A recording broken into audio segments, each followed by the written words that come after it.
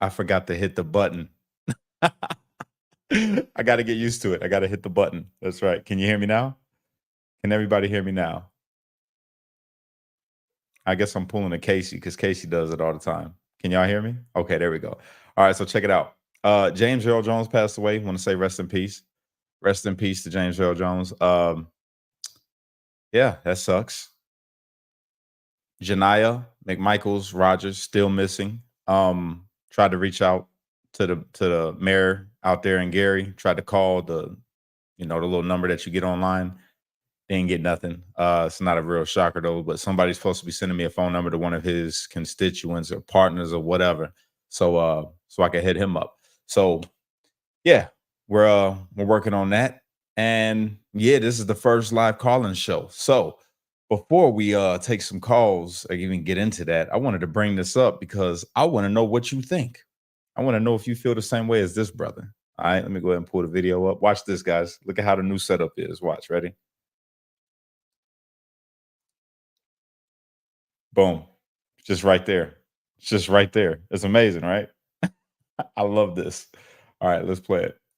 Everybody on the left, Dick Cheney, George Bush's vice president, just endorsed Kamala Harris for president, bro. You know how you always hear people say the left and the right are just two wings of the same evil bird? Have you noticed that the Cheneys, the Bidens, the Romneys, the Bushes, the Clintons, the Obamas, they all are best friends? Have you noticed that they were facing each other in all the presidential elections? The elections me and you were supposed to think was two opposing ideologies? That's the bird. That's the system. And they all hate Trump.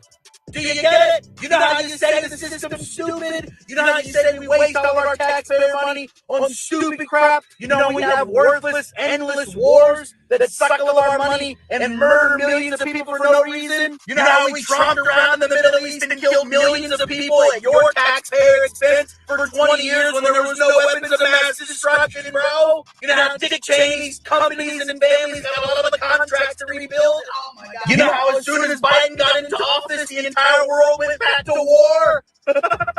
That's the system. It wants Kamala. I don't know how to help you see it any better, dude.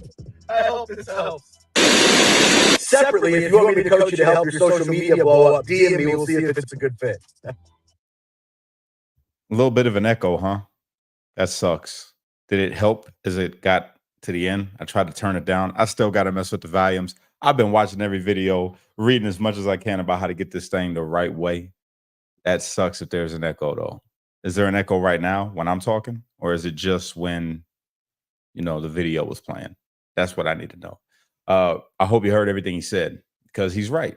And that's exactly what led me to believe the things that I believe in the first place is that with Trump, you had the left and the right come against him, all the media, everybody came against him. So I'm like, yeah, this has got to be something here, it's got to be something here. Uh, so yeah, man, call me. Let's do this. Check this out. We about to get this thing started, everybody. I hope you're ready for the new call-in show with Cash Lee Kelly. I am your host. It's going to be some people coming in here and calling. I hope to God that you don't call in and say something crazy because right now we're on all platforms. This show is going to be moving over. I'm going to tell you that right now. I'm going to move this show over to Pilled. I just wanted to launch it everywhere real quick before I do that so everybody can see it, right? And I'll do it late nights on some days, for YouTube and Facebook. But I'm going to try to make it an every night thing over on Pilled.net. So every night I'm going to be in there doing late night talk where we could get all the way wide open and say whatever we want to say. You could give your opinion about everything under the sun right now. We have to keep it PG, depending on what you want to talk about. Just talk about it in a manner that makes it to where we don't get in trouble and people don't think that you're crazy. All right. That's the goal. So without further ado, you see the number on the screen. Somebody give me a call so we could test this thing out. Anybody? 219-278. Oh, here we go. Can you hear me, bro? Hold on. Wait a minute. Let's see what we got. Can you hear me? Hello, hello, hello. Technical difficulties. Can you hear me? I can't hear you. You're very low.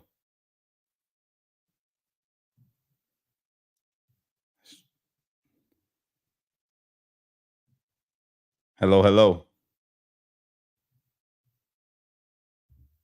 Hello, hello, hello. Can you hear me?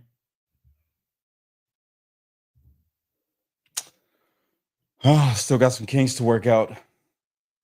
Or it's your phone. Let's try somebody else.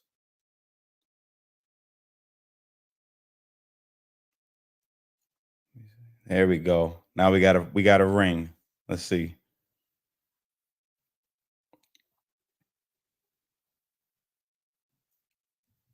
You're live on the air right now. How you doing, Kim? Hi, Cash. I'm doing great. Can everybody hear her? Can everybody hear Kim right now? That's what I need to know. Because this is dope. How you doing today, Kim?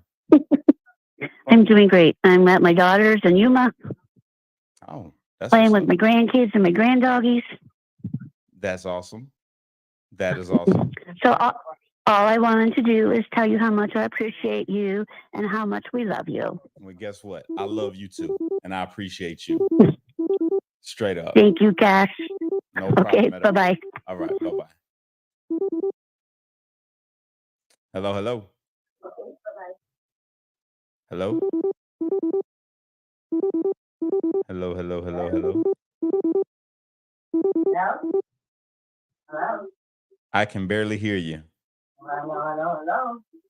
Yeah, I could barely hear you. Is this Rose? This is Rose. I can't hear. I can't hear Rose. I'm sorry. You're just really, really low. So yeah, this is gonna be awesome. So I got some more videos, right? So this is how I was thinking about running this. I got some stuff. It's just gonna be like stuff to make you smile, right? Some of the stuff I got questions. We're gonna talk about it. I got this question that was posed by this lady right here. Now, this is for anybody that may be a liberal that's watching, somebody that's voting for Kamala. Hello. Hello. Oh, you're live on Hello? the air. What's going on, Rose? This is Rose Huff. How you doing, Rose? I just wanted to say that I just love you and your family. I love you too. I appreciate you. How you doing today? Family. And everything you're doing. I appreciate that. Good. Rose. You're doing. I appreciate that. Good. Okay, you got feedback. Are you watching me while you're talking to me, Rose?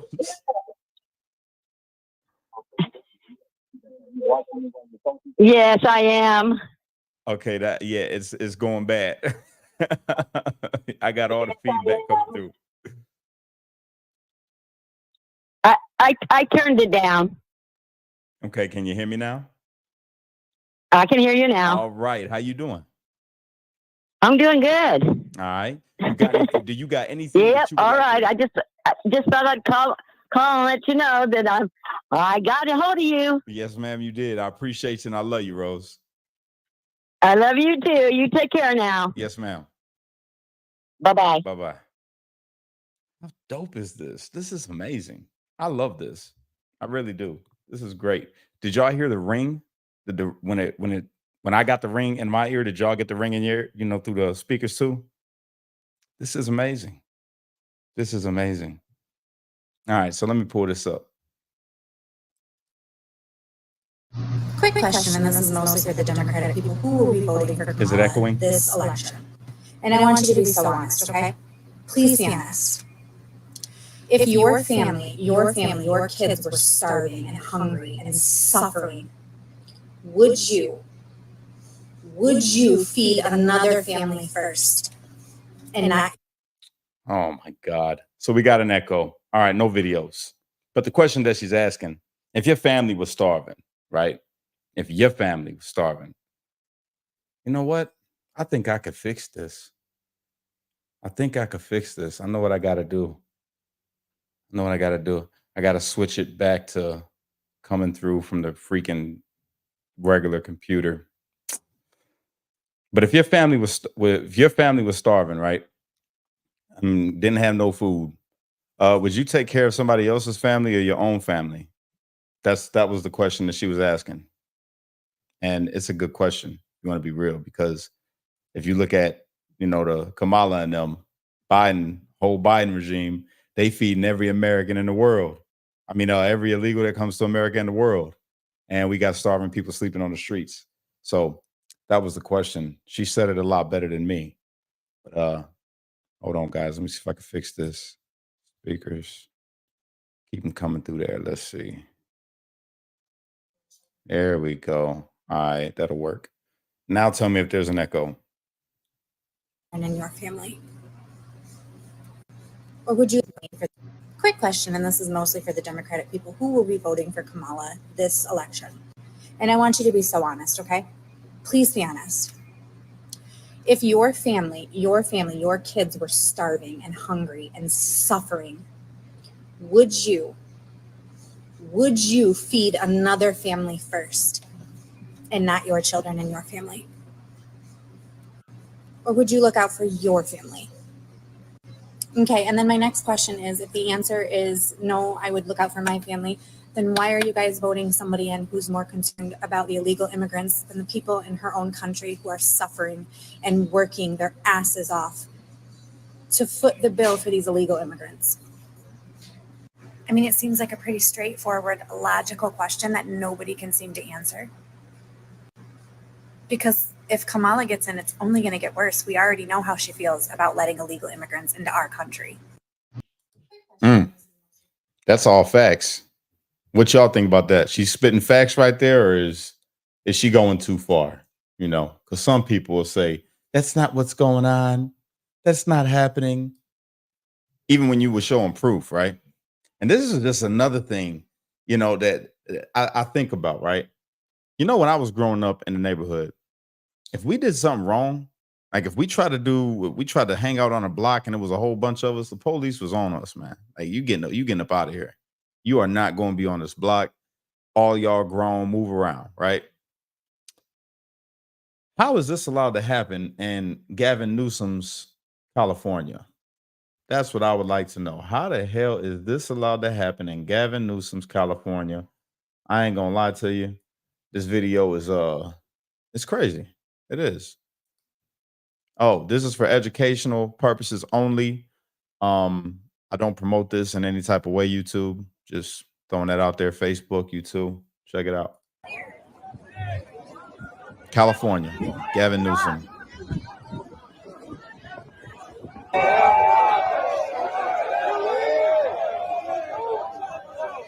They done took over a bridge for over an hour.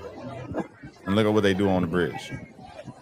Now, if it was me, I would cut traffic both ways and then go in and arrest everybody. That's all I'm saying.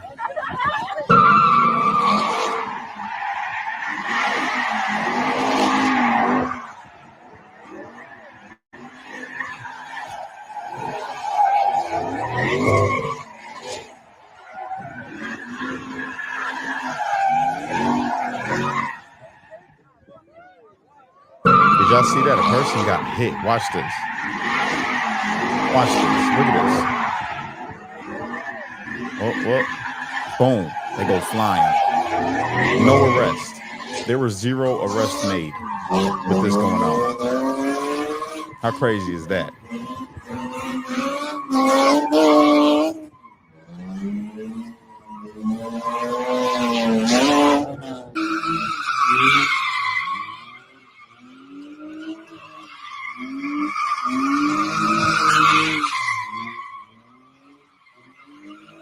Yeah.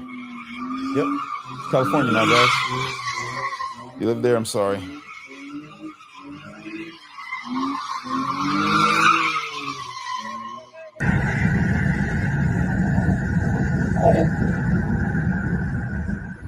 Zero arrest. 0. Nobody got locked up for that. And somebody got launched. Straight up launched. Anybody from California? Is that what's going on out there? Anybody that lives in California, call the line right now. Tell me what it's like in California. That's what I want to know. Also, I know you guys have been hearing about the stuff that they saying is going on in Chicago. Not true. I said it already before, but I'm saying it again. The Venezuelans ain't taking over nothing in Chicago. That was a lie. Now in Colorado, yes, that's very true. Out in Chicago, not happening at all. No way, shape, or form. If anything, they getting along with the people over there. They don't want no problems with nobody over there. You know what I'm saying? So that's straight BS. Don't believe the hype on the internet. Honestly, I've been feeling kind of like maybe they're trying to start something. The people that are, that are pushing this stuff about them in Chicago, I feel like they want something to go on. They want a war. They want people in the neighborhood to start going at it with each other. And they're pushing for it. Like the problem's gonna come on its own. I'm gonna tell you that. The problem will come on its own. But it's like these people are trying to push for it. And the reason why I say that is why lie? Why would you have to make up a story? Why would you have to make up a story about what's going on somewhere if it's not going on? Because you're trying to create a narrative. You're trying to make people believe something like they're in danger in some way, shape, or form in a city that they already, it's like, this ain't no danger. You know what I'm saying? You grow up in Chicago, depending on where you at in the hood, you know what danger is. That's not no danger. You're going to make it dangerous for them. And I feel like that's what they want. Honest to God. I feel like they want people in Chicago to get scared and start pulling out, pulling up on them, spinning blocks on them. And that way they can lock up more people. Because that's what they do in Chicago. They love it. That's big business. Big business. There's a lot of brothers that I know from Chicago, man, that's in prison right now. You know what I'm saying? For bangers, for pistols. That's just, it's crazy. It's insane. So that's what I'm thinking. But don't fall for it. Don't fall for the trick. So what's going on in your guys' world, man? Talk to me. How's life over there? Are you seeing migrants where you live? That's the question that I want to know as well. Are you seeing a whole bunch of migrants where you live? Because it's not no secret. There's a whole bunch of migrants in Chicago, a whole bunch of illegals. But where you live, are you seeing an influx of migrants? Are you seeing people that never used to be there before there now? Are you seeing people crowding up your Home Depot? I'm just not to be, I'm not stereotyping, but it's just what it is. It's a bunch of people going to Home Depot and posting out there hoping to get some work. You know what I'm saying? So there's that. Give me a call. Give me a call. Let me know where you live. Is it the same? Is it a whole bunch of migrants out that way? This was interesting. I wanted to pull this one up because I lived through this. What I'm about to show you right now, I lived through this. I've seen it firsthand. All right. It's insane. It's insane. But this is exactly what we was taught, or they tried to teach us inside of DC DOC. All right. So check this out. When I was in prison, now before I went to prison, I was in DC DOC. Listen to what he says. Listen, we released in this document. Contained in here is the re-education material that was provided to the January 6th defendants. And if you start reading through just the titles alone, you'll start to quiver. I did. I was very upset. You mean this is systematic? They're trying to reprogram them. This is the reprogramming information given to them on their tablet. Like once upon a time in prison, you would take a class on plumbing or an electrical or trade. You would do something or another language. They were actually given credit for taking classes on, may I share a couple of titles? Taking classes on information such as, I'll tell you what, I'm going to say something else. Well, Kara, will you find that section there, please? So these were re-education materials distributed to them about Trump's big lie. Well, how the election here. Oh, here we go. Yep. Trump's crimes before he called for the attack on our democracy. Donald Trump, how he has attacked our democracy. Negligence, obstruction, rape, tax evasion. These are actual lesson plans. Take a look at the tablet, ask them to show you. They were available to them in the jail. That is a straight fact. When we were in there, we called them the re-education tablets. They would give us these. What's going on, Rhonda? How you doing? Stephanie, I see you. Everybody in the chat, I see you guys, by the way. I do see you all. I'm trying to pay attention to everything. You know what I mean? But in DC DOC, when we were in there, they gave us these educational tablets. We called them re-educational tablets because everything on it was literally trying to indoctrinate you to hate Trump and be a liberal. And that's the God's honest truth. And not just any kind of liberal, a liberal of the rainbow community. It was literally pushing this stuff. It sounds beyond bizarre, right? But I promise you it was the truth. Every title that you just heard that he just said was on that tablet and more. They didn't even get to all of it. All right, let's see. Yeah, y'all could call, man. Come on, call in. Let's do this. I just got this equipment. I want some phone calls, y'all. Call me. 219-278-7478. Give me a call. Let me know what you think about anything. That's it. Call. This is pretty dope. Pretty dope, guys. It's been a long time coming, you know. And by the way, I found this page yesterday on X. And this page on X, I don't know if you guys have ever ran across this page, but if you ever happen to run across this guy's page, understand that you are in for the most hilarious, disgusting racism that you've ever seen. You're like, what? Right? What are you talking about, Cash? Here it is, right? The man pretends to be homosexual, puts on makeup and everything, right?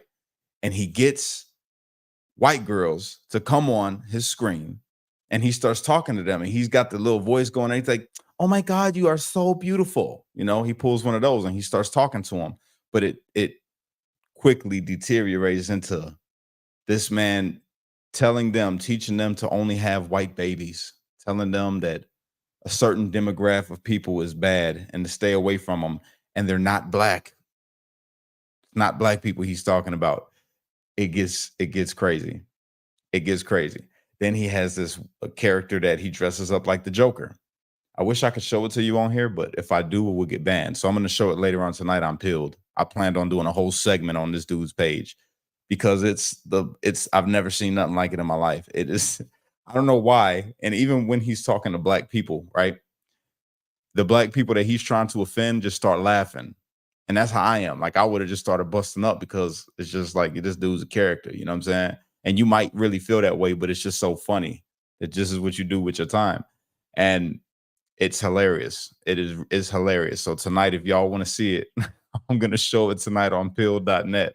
All right. That'll be around 8 o'clock, 8 p.m. Central Standard Time, 8:30.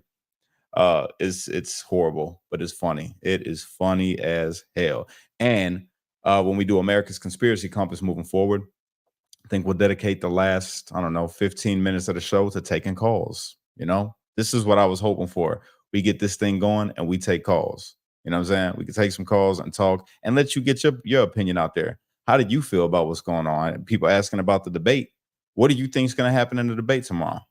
That's a legitimate question I got for you. What do you think is going to happen in the debate tomorrow? Do you think Trump's going to show up and show out? Or do you think Kamala Harris is going to get her first victory?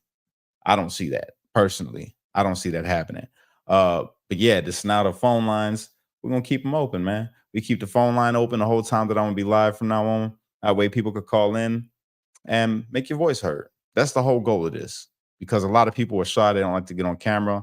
And like, nah, I'd rather just call. So we'll do the call-ins. You could call in and give your piece. How you feel about whatever. It don't even matter. It ain't got to be about politics. What was beautiful in your day-to-day? What was dope about your day-to-day? What did you do that was kind today?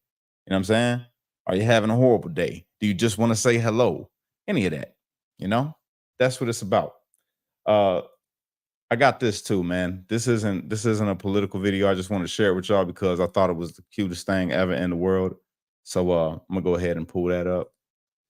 Oh, hold on. We got a call. Yo, what's going on, brother? Can you hear me? Yes, I can. Oh, this is sister. What's going on, sister? What's going on, sister? I just wanted to call, say congratulations, and let your phone ring. And didn't want you to get excited with the phone call. I appreciate it. I do. I love it.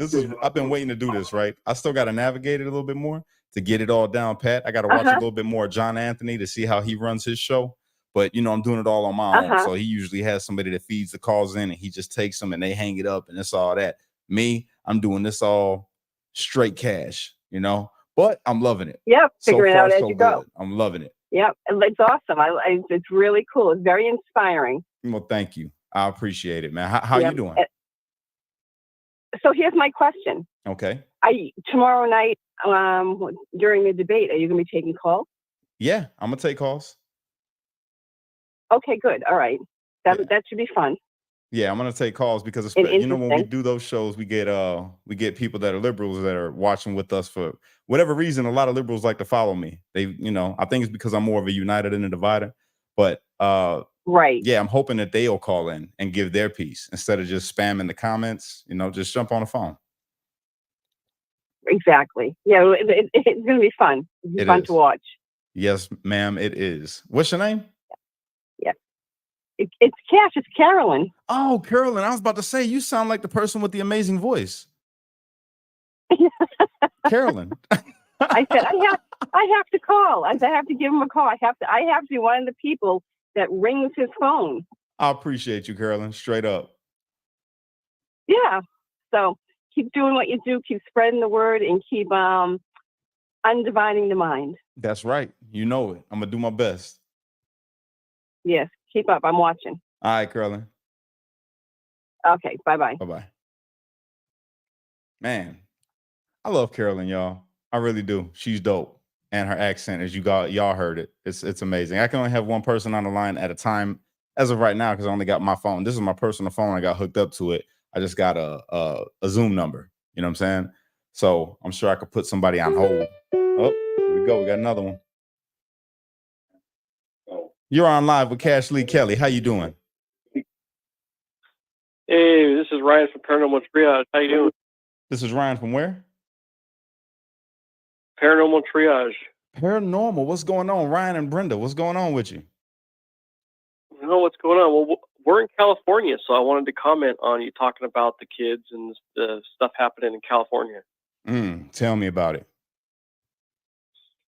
Well, the I'm sure it kind of happens everywhere across the nation, but the school systems really ain't the way they used to be. Right. And the programs for kids aren't the same. Now, I'm a little bit older, but of course, when I was in school, they had shop class, wood shop, auto shop. They had, art classes and pottery and different things to keep kids engaged. And then they had programs and after school programs and sports. They still have sports, but they don't have all the shop classes. So these kids aren't as involved after school, having that good quality, friend group. Right. And they don't have stuff for them to do after school. So they just congregate and do whatever they want. And then as they get older, start getting old enough to get cars and all that, then it kind of spawns into what it's turned into. Yeah. Kind of unfortunate. It is unfortunate, man. So is it when you see out there the youth, right? Is it just like regular kids, or is it gangs, or is it now like a bunch of migrants? Like, what is it out there? It's actually it's a mix. Now we're in Northern California, which hasn't quite got it as bad as Southern California or Central. But 3 hours down the road, you got Sacramento, the state capital. And I think these kids are kind of turning the direction of the gang life. I see it a little bit different than the average person working as a first responder, responding to calls out there. So I see the gang activity a lot more than most people see. Yeah. And yeah, the youth, it's like, I'm used to seeing, people getting into gangs at a young age, but it's becoming younger and younger nowadays. Yeah. Here, not so much as the drug dealing and stuff as they do have in kind of like Sacramento or south of there, LA area. Right. But it's becoming more and more spreading throughout the state. So as far as immigrants, man, they're definitely seeing an influx of people that are obviously not from United States or not from California Right. that are starting to kind of build up. You see them in the jobs. You see them more and more, which I don't really have a problem with people trying to get, do better in their life. But when you got Americans that are homeless that need the jobs, that it's hard to watch. Yeah, 100%. And so you're in Northern California? Yeah, we're Northern California, so the Redding area. Most people know it by Lake Shasta. We're probably 3 hours from the Oregon border. Okay. And it's bad up there too? It's getting there. Some of the bigger cities like Chico, there's a university there's a college. They've got gang activity. They've always had a lot of gang activity there. We've got our fair share, but the biggest issue we're having up here, there's a lot of kind of open mountain land. Yeah. So the cartels have just influxed to start doing their grows. And that's really kind of like where we see the immigrants, and they're being taken advantage of. So they're coming to the United States to get away from being oppressed, and they're being oppressed by the cartels. So that's sad because I just seen a video the other day that the southern border of California is like wide open. People just walking straight across. Yeah, it is. I haven't been down there a long time. I'm from the Southern California area originally. I've been living in Northern California for about 20 years now. So it's been a while since I've lived down south. Right.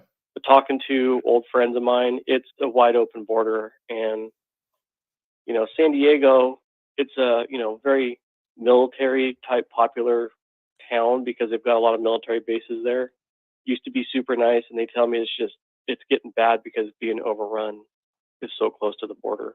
That's a shame, man. I heard Oregon, right? You said you're right there on the border of Oregon. I heard it's one of the most beautiful places in America, right? But it's also a place that is just super crime ridden. Is that true? It's getting bad there because I think a lot of people that are kind of leaning one way politically kind of gravitate towards the Portland area. Mm-hmm. And that has kind of spread out, so more of the rural areas of Oregon that were kind of like your typical, like picturesque, cowboy you would see in like a cowboy movie with the plains and the plateaus and stuff. It's all of that kind of rural area starting to be overran from the spillover from people going into Portland. Yeah. And of course, they're bringing their ideologies with them.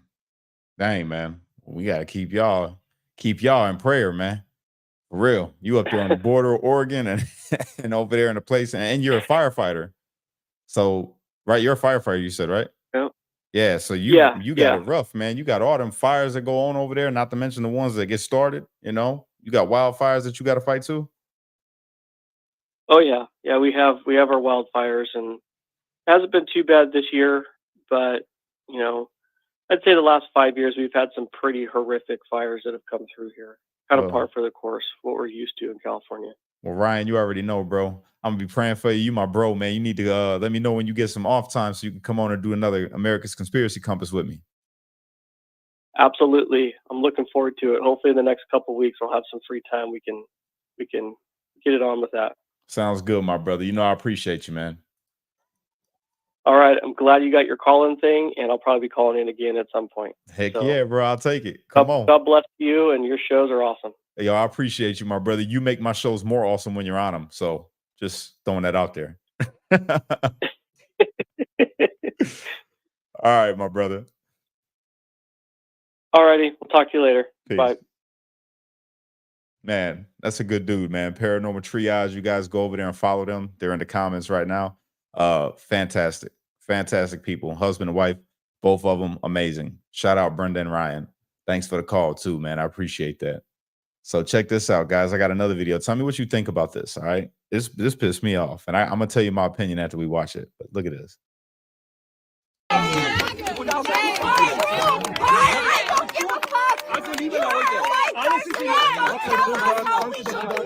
You want to be so dirty? Take care of your own shit. Don't tell us what we should do.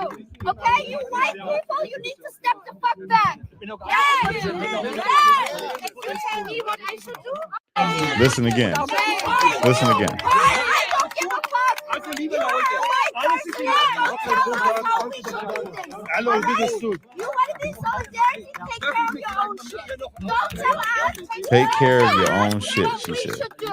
Okay? You white people, you need to step the fuck back. Yes. Yes. If you tell me what I should do. So the irony, the irony of this video, right, is you come to someone else's country. All right. You come to someone else's country and tell them that they ain't going to tell you what to do while you trying to tell them what to do. Talking about you don't tell me nothing.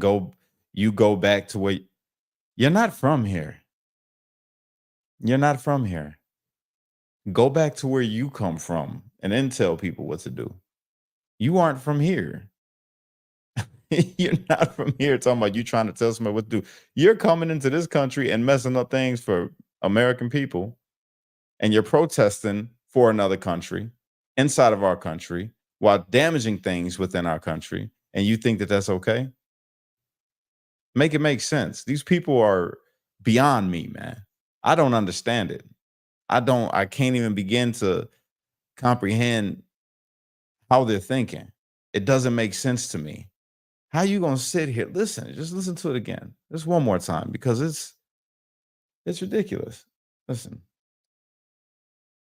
I don't give a fuck. You are a white person. Tell us how we should do things. Okay? You want to be solidarity? Take care of your own shit. Take care of your own shit. We're trying. This is our country. We're trying to take care of our own shit within our own country. Why don't you go back to your country and take care of shit over there? Because you protesting over here ain't doing nothing. You just frustrating people. That's how that look. I mean, I don't get it. Talking about you white people. What do you look? You're a white person. That's a white person right there. I see two white people arguing. I'm lost. I don't even understand what's going on. You said you white people. I guess she means American white women. Yeah, that's pretty crazy.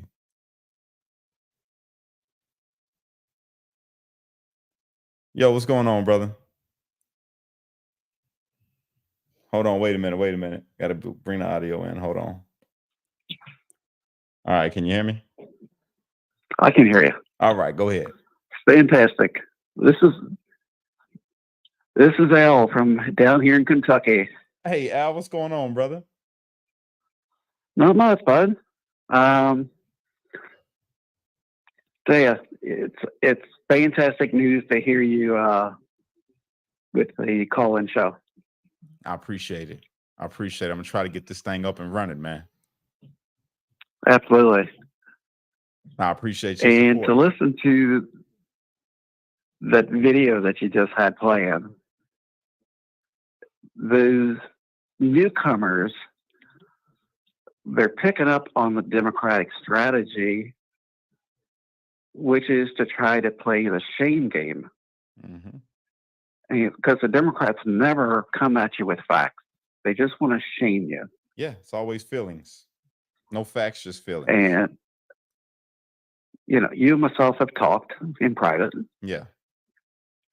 And with my having, the contacts there on that governor's campaign trail, Dinesh D'Souza explained it to us. We've got to stop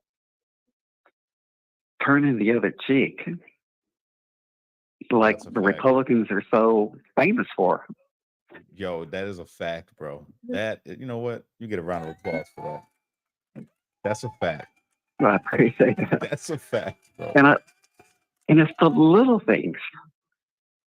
I mean, it's like this past Saturday, I came up to Indianapolis for the ELO concert, Jeff Lynne. Okay. And I stood my ground. It's where I went and bought myself a bottled drink out of the little vending area. And then the lady says, you have to take your bottle cap off before you can leave out with the drink. And I just looked at her. I said, I bought the drink because my lid got knocked off my other soda, and I think somebody may have dropped something in my cup. So no, I'm taking this drink out of here with the cap on it. The answer is no, I'm not taking the cap off. Mm. You know, and you've got to stand your ground for the little things. And, 100%. you know, I think that's weird that they're trying to force you to open a drink that you own at this point. Why would you have to? I don't get exactly. that. Yeah, that's what I'm saying. It's those little things that they're trying to manipulate and test to see how much we are willing to go for. Yeah. Just like when the China virus came about, our local Kroger's down here was not giving coin back. They were crediting you, putting credit back onto your Kroger card. Yeah.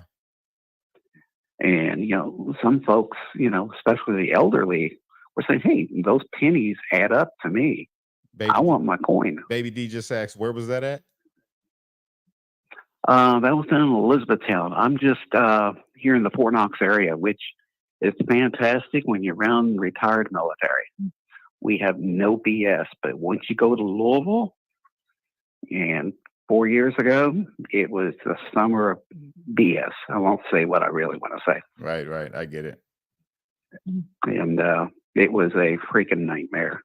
Nah, and I can imagine. Louisville got its name of Little Chicago because they were busting them in. Yeah.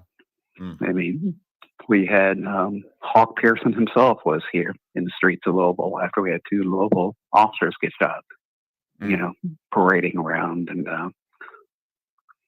they were just bringing them in by the busloads from crazy. Chicago just to stir the streets. Well, now they're bringing people. The season of BLM and all that's over, right? So now the people that they're busing in is people that aren't from this country.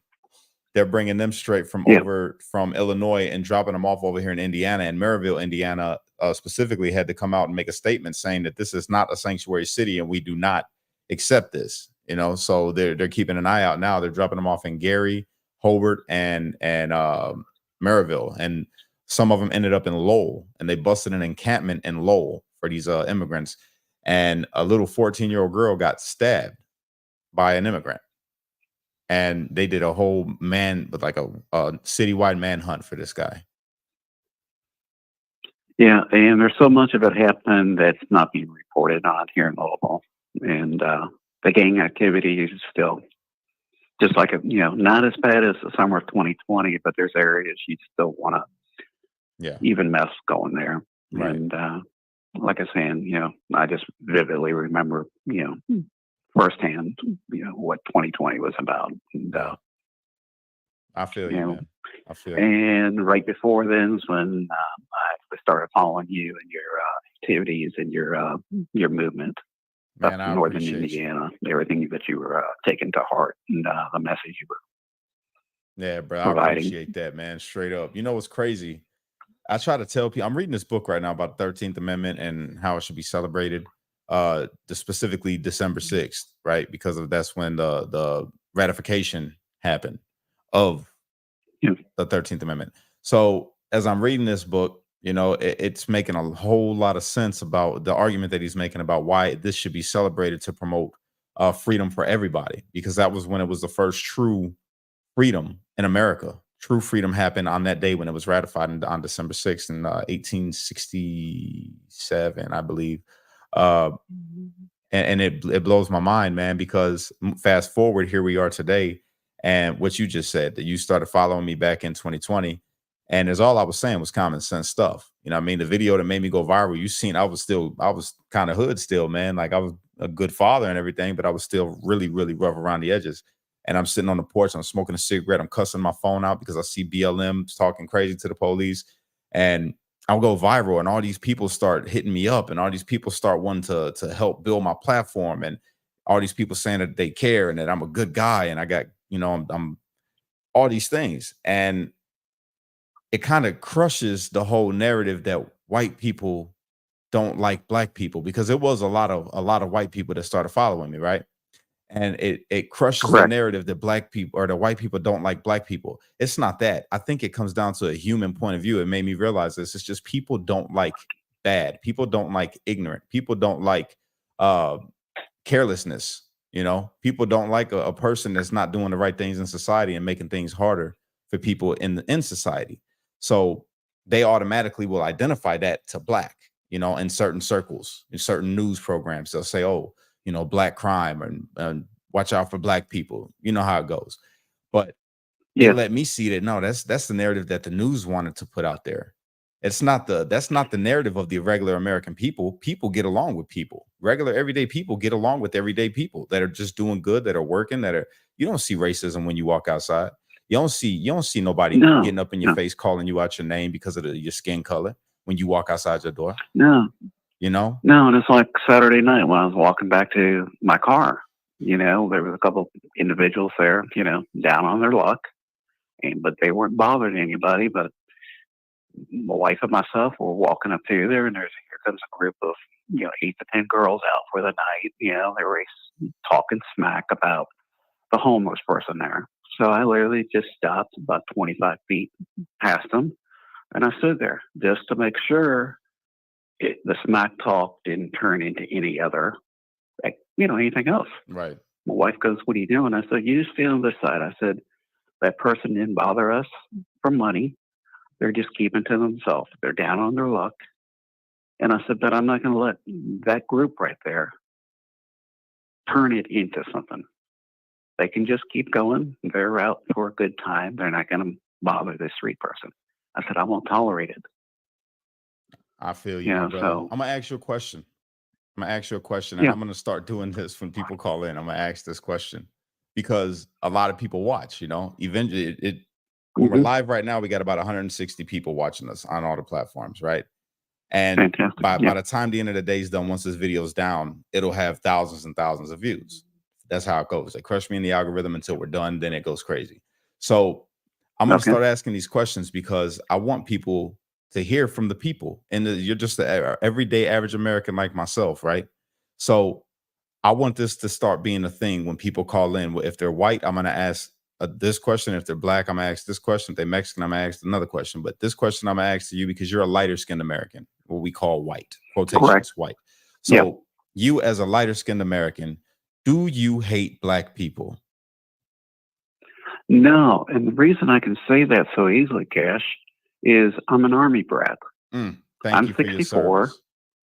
So I went through the DOD school system.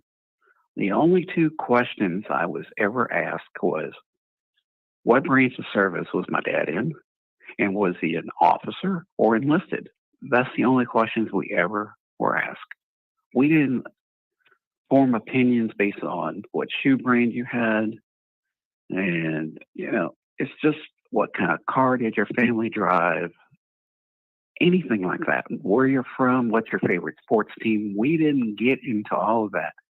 And when I meet somebody now that's of the Army, Navy, or just the military brat system, I can have a conversation with that individual for hours. My wife would say, "Okay, we need to go. You need to go." I'm like, "Yeah, but we've crossed paths. I've been at the same bases they have." I mean, guys, I could probably stay on the phone with you for an hour. Hey, My experiences. I like talking to I you. played football in Nuremberg Stadium when I was 12 years old. To find out later when I got in the U.S. history class at Fort Knox, that's the same football field that Hitler did his war rallies on. Mm. And, you talk about goosebumps, and at the age of 12, we were just like, wow, blown away with the stadium. And but I've been to Checkpoint Charlie. I was 3 hours away from the 72 Olympics when that occurred. So I've lived a good life. And my dad did 46 years military service. And I've got a son that's a Black Hawk pilot, 21 years in, only 38 years old. And first responders, law enforcement, military, I salute them all. I heard that, I will brother. back them all. I heard that, man. And I don't see color. I don't see color. Well, And bro, I every time I'm appreciate you. I approached already by know someone that. with a democratic point of view, I just say, give me some facts. Yeah. Don't try to shame me. Give me a fact.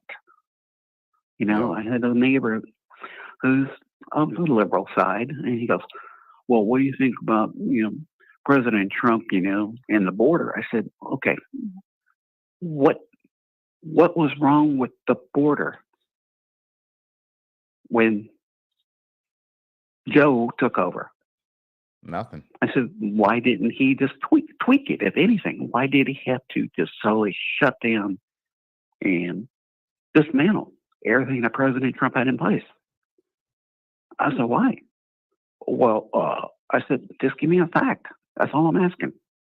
Yeah. Well, don't you think he's going a little overboard with his statements? I said, wait a minute. You just sidestepped my first question to you. Mm-hmm.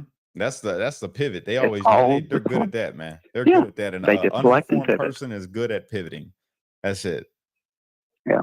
Nah, man. But, you And know, I until we appreciate you, brother. stand there and just say, no, just answer that question.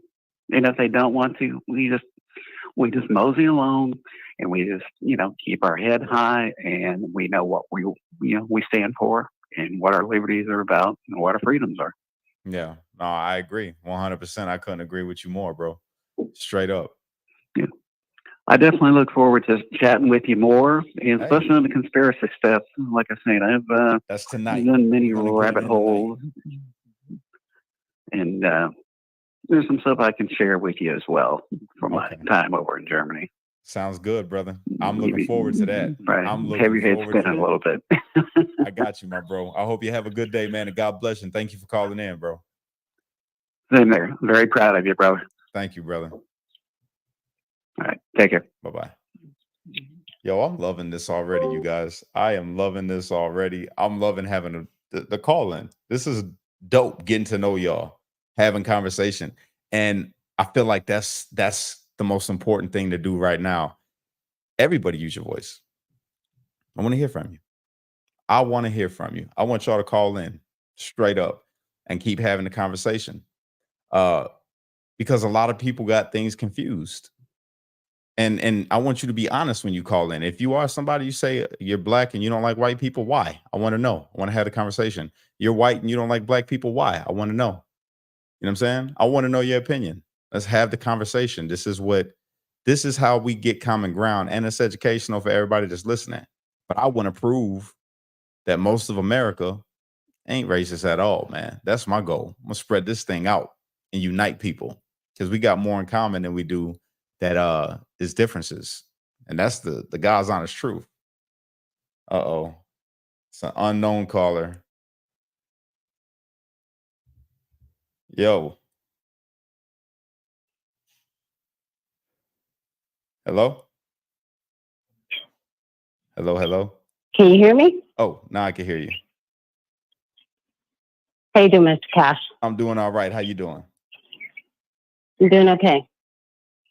So what's going on? Talk to me. What's your name? So I'm on here as KV. Ah, KV. You always making the funny, yeah. What's going on with you? So I have a lot of dark humor. So there's a reason behind that. So I'm from a long line of military family members. Okay. I myself am retired law enforcement and wildland firefighter. Okay. So there's that. That's dope. So that means you a little rough around the edges like myself? A little bit. Go for it. Talk to me. What you got?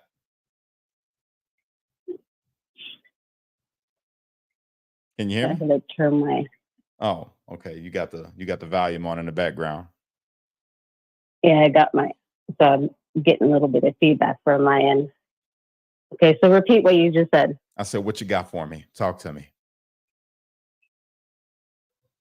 Well, I'll start off with saying, there's always the whole, let me just kind of go backwards a little bit. I've been watching you since you were on your porch. I appreciate you. And I've got some old school cash merch hanging in my closet. So when people see it, they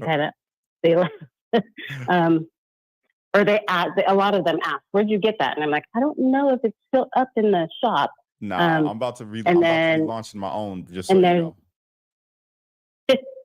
Your own merch. Yeah, I'm about to be launching my own merch. It's coming. Nice. And when it comes to I grew up in the hood. Mm-hmm.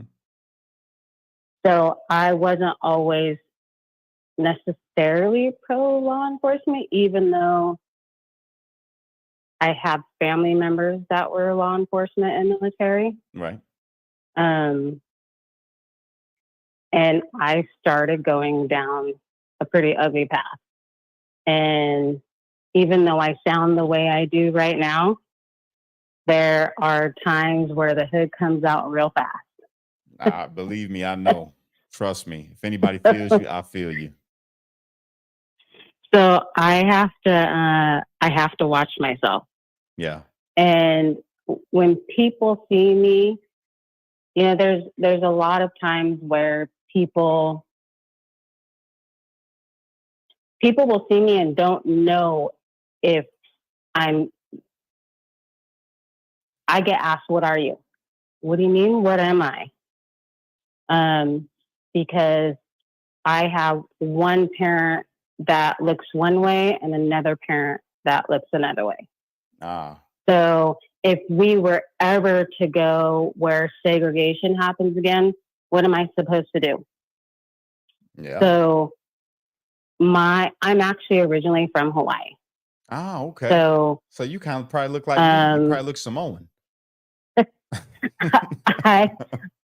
When I go home and there's family reunions, unfortunately I stick out like a sore thumb because I've got family members that are very dark skinned. Mm-hmm. And the majority of my family members are dark skinned. Right. Where I am not. I look like my maternal parent. Okay. She is very light skinned. I found out through Ancestry that she is Irish, French, Scottish. Oh. And she was not, most people refer to their one parent as this, I don't know if I could say this on here, but sperm donor. Right. Where I refer to that parent as my egg donor. Gotcha. She was just the incubator. I understand. So, and for the most part, my grandparents essentially helped raise me because I'm a Marine Corps brat. So, but you got a question? No, I was putting my finger up for the comment it said about the Usos, Roman Reigns. Roman Reigns, Tribal Chief. Yeah. So, I get all those things. People, are you a sister? Are you a this? Are you a that? I am whatever you want me to be. I know that's right. Because I just roll with it.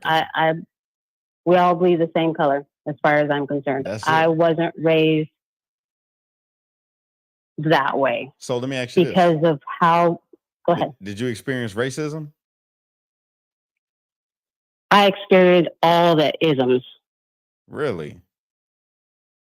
I did. That's interesting. I've never fit in anywhere, not even really with my family. I get it. I understand. Well, you fit in here, just so you know. You fit in here. So I do, and I love it. Yeah.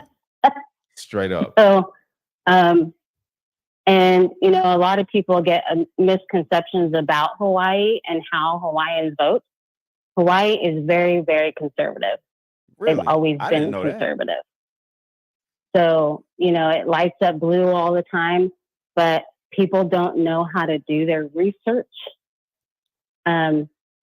They're very, very, very conservative. And what people also don't understand is a lot of the people that are voting blue are not from Hawaii. It's all the people that came over there to get a little piece of paradise. Right. So myself and my grandchildren, we were some of those people who were priced out of Hawaii. So some of the people that are over there that are the homeless that are running amok and making all kinds of mess over there, they're actually inmates that were released that were given a check and a one-way ticket to paradise. Well, and when they got over there, realized, guess what? I can't find what I need here. And now they're homeless, but because of the weather and all the things, guess what's happening? So now I do have a lot of my family, the majority of my family is still over there, but there's a lot of us. So can I ask Well, you I a shouldn't say question? a lot of us. I want to ask you a Sure. question real quick. Are you still in Hawaii? hmm Okay. I'm not. I'm actually in Arizona. Okay.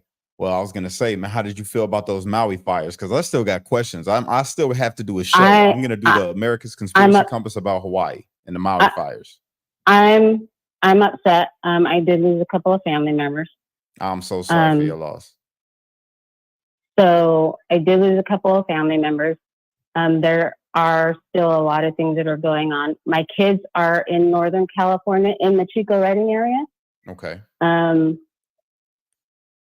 So there was the car fire and the campfire in 2018. I volunteered during both of those fires. And so I was doing, because I was already retired by then, I was in Arizona when there was the Yarnell fire, where we lost 19 out of 20 crew. And 5 years later, we had the campfire and the car fire, both in Northern California. Some friends and family members lost their homes. And unfortunately, there's some individuals who lost their lives in both of those fires in 2018. And, you know, that they're still rebuilding in those two California fires. So people don't understand what it actually takes and how long it actually takes to get things back up to par. And we're only a year out from the Lahaina fire. It's 5 years out from the campfire and the car fire in California. We're over 10 years out from the Prescott fire in Yarnell. And there's still some things that are not all the way together there. So it's on the mainland, if we're still getting things put together and people are still trying to get their insurance fixed with their homes and get their properties squared away, and Hawaii's out in the middle of where it's at, people don't understand how long it's really going to take to get that situated. Well, don't you because find you're it having strange? to bring things. Don't you find it strange, right, that we're able to send billions of dollars in foreign aid to Ukraine, to Israel? We're sending money to Pakistan. We're sending money to all the stands, right? And we still have Hawaii, which is America, messed up. And here it's disgusting to me. And here's where things get also twofold there. The government here in the States will use the analogy of you're a state when I need you, when we want to use you for our benefit, but you're not, quote unquote, part of the states when you need us. Yeah, that's insane. If I was Hawaii, I'd be pissed off. I would be highly pissed off at the leadership in Hawaii and at the leadership within our country as a whole, because there's no excuse for that. When we're able to send money everywhere else and we're able to fly people into the country and all over the country from all over other countries, and not take care of our own people that just went through a catastrophe. You know, it's sad, man. It's a failure of our government. Failure, complete failure. Absolutely. So yeah, no, absolutely. I appreciate you. I appreciate you calling in, and I got to ask you this last question. Sure. Since you said that you are more fair-skinned, right? Right. Do you hate Black people? I don't hate anybody. You sure? Not even just if they're too dark, you just don't like them because of that? It's just, they're dark. I don't like them. No, I have family members that are dark. There it As is. a matter of fact, one of my children is black. So it's a myth then for you that white people just don't like black people. Gotcha. I think everybody has it in their heart to like and dislike anything they want. That's real. That's very real. I appreciate you. Thank you for calling in, and God bless you. And yeah, God stay bless calling you in. too. Call in every time I come live. This is good. All right, I sure will. All right. Have a good sister. day. All Bye-bye. right. Bye-bye. Gotta give her a round of applause. That was great. This is going phenomenal, everybody. I can't wait to get somebody on here that says the wrong thing, though, because when they say the wrong thing, I downloaded this one personally. We don't like that. Then when somebody's taking long, when ask them a question and they take a long time to answer, come on, think about it. Come, you got 20 seconds. Think about it. No answer. And then when they give the wrong answer, is that your final answer? Oh, it was wrong. Oh man, yeah, the lines are open, everybody. Whoever wants to call in, you're more than welcome to call in. You don't got to ask. Just go ahead and call. Verify. Hello. Hey, You're live on the air with Cash did Lee I- Kelly. Welcome on in. let me turn my TV down. Hold on. God, I've got an echo. Yeah, you got to Just let me. Yeah, you can, if you got an echo, you Okay, got to just turn let off me the click show. that off.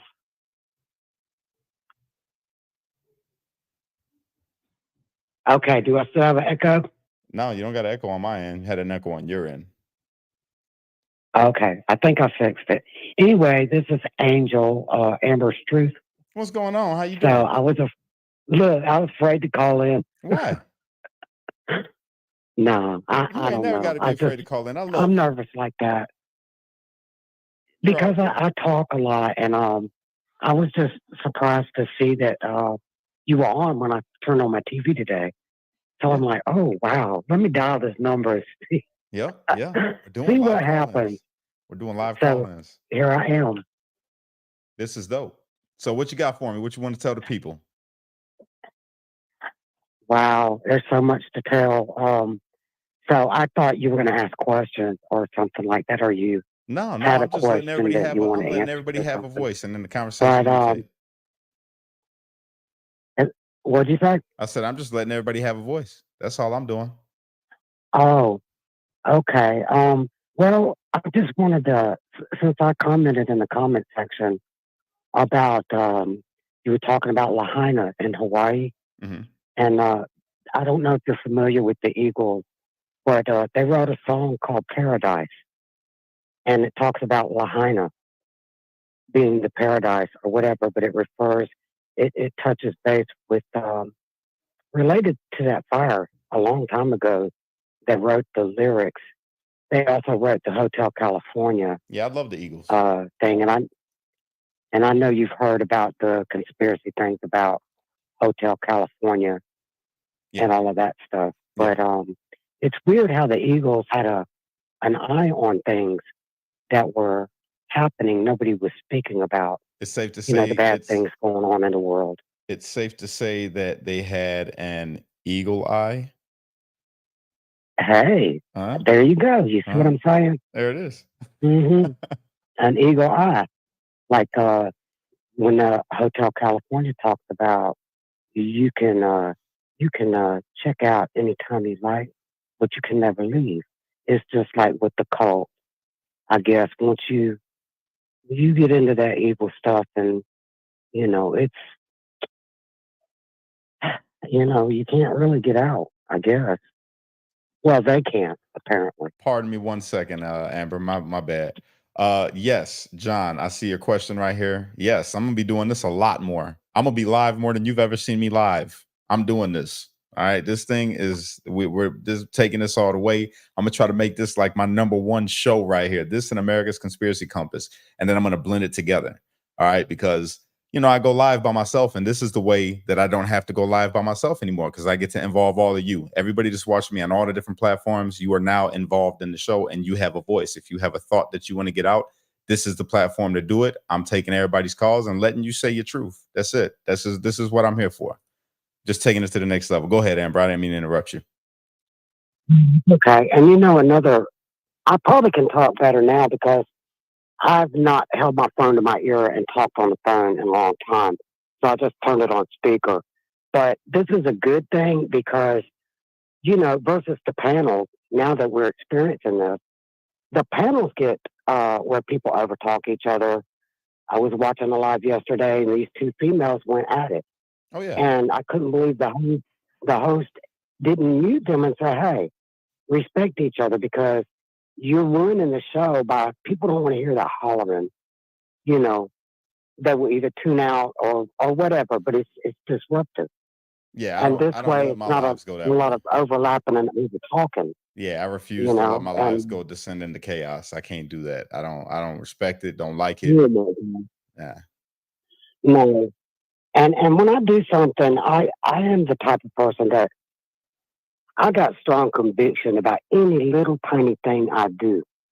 If I do a move that's like a disrespect or something, I apologize to people, and I don't mean to cause any discord, especially with people that are trying to do something positive in the world. Yeah. Because I took care of business. I mean, I do it anyway, but I did it more with intention when I went into stores the other day. Each person that I got a visual with or close enough to say, I complimented, oh, your shirt's nice. I like your earrings. Or, the person bagging groceries. Oh, I appreciate you so much. And they said, do you need help? Would you like me to walk your stuff to the corner? I'm like, no, thank you. But the gesture is nice.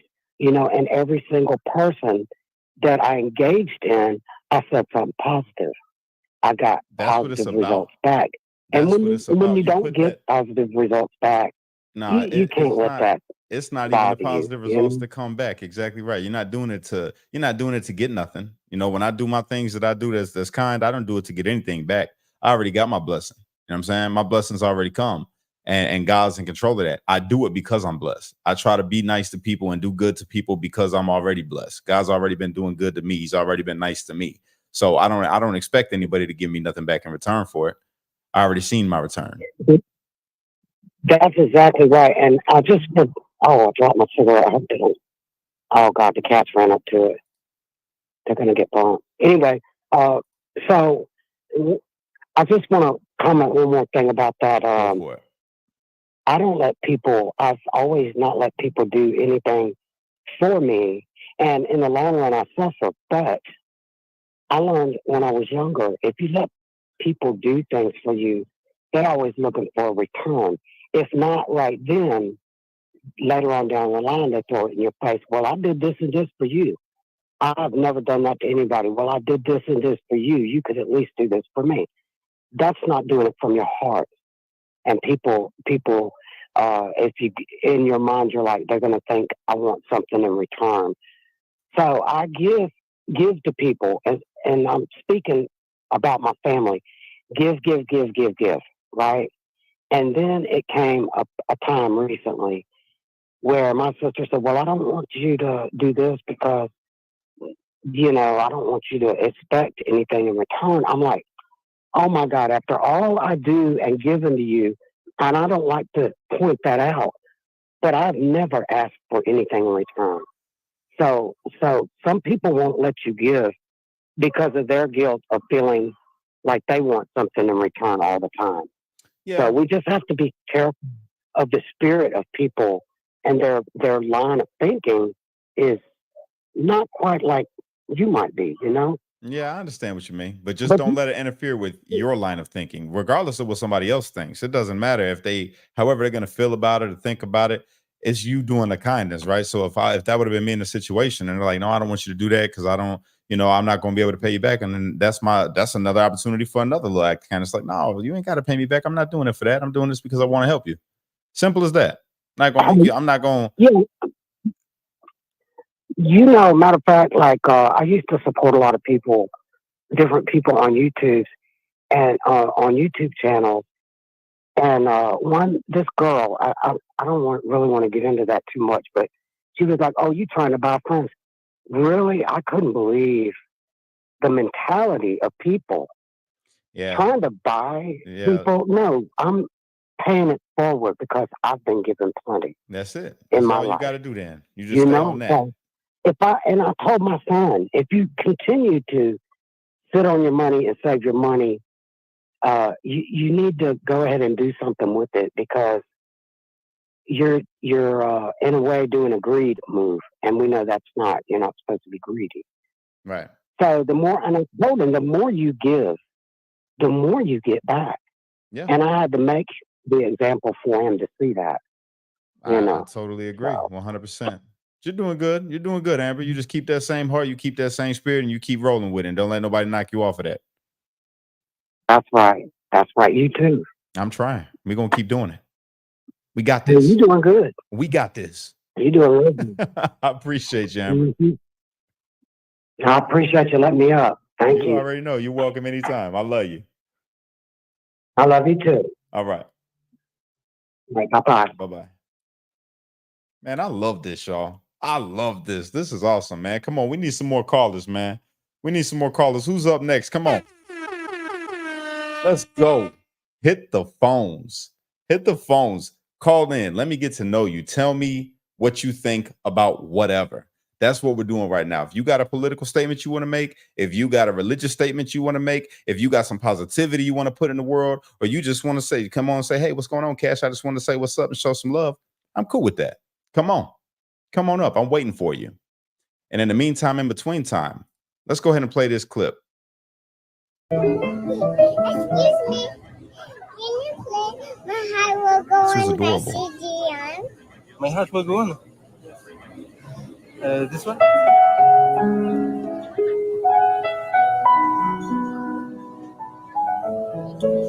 This is beautiful. Verified Donna Jackson.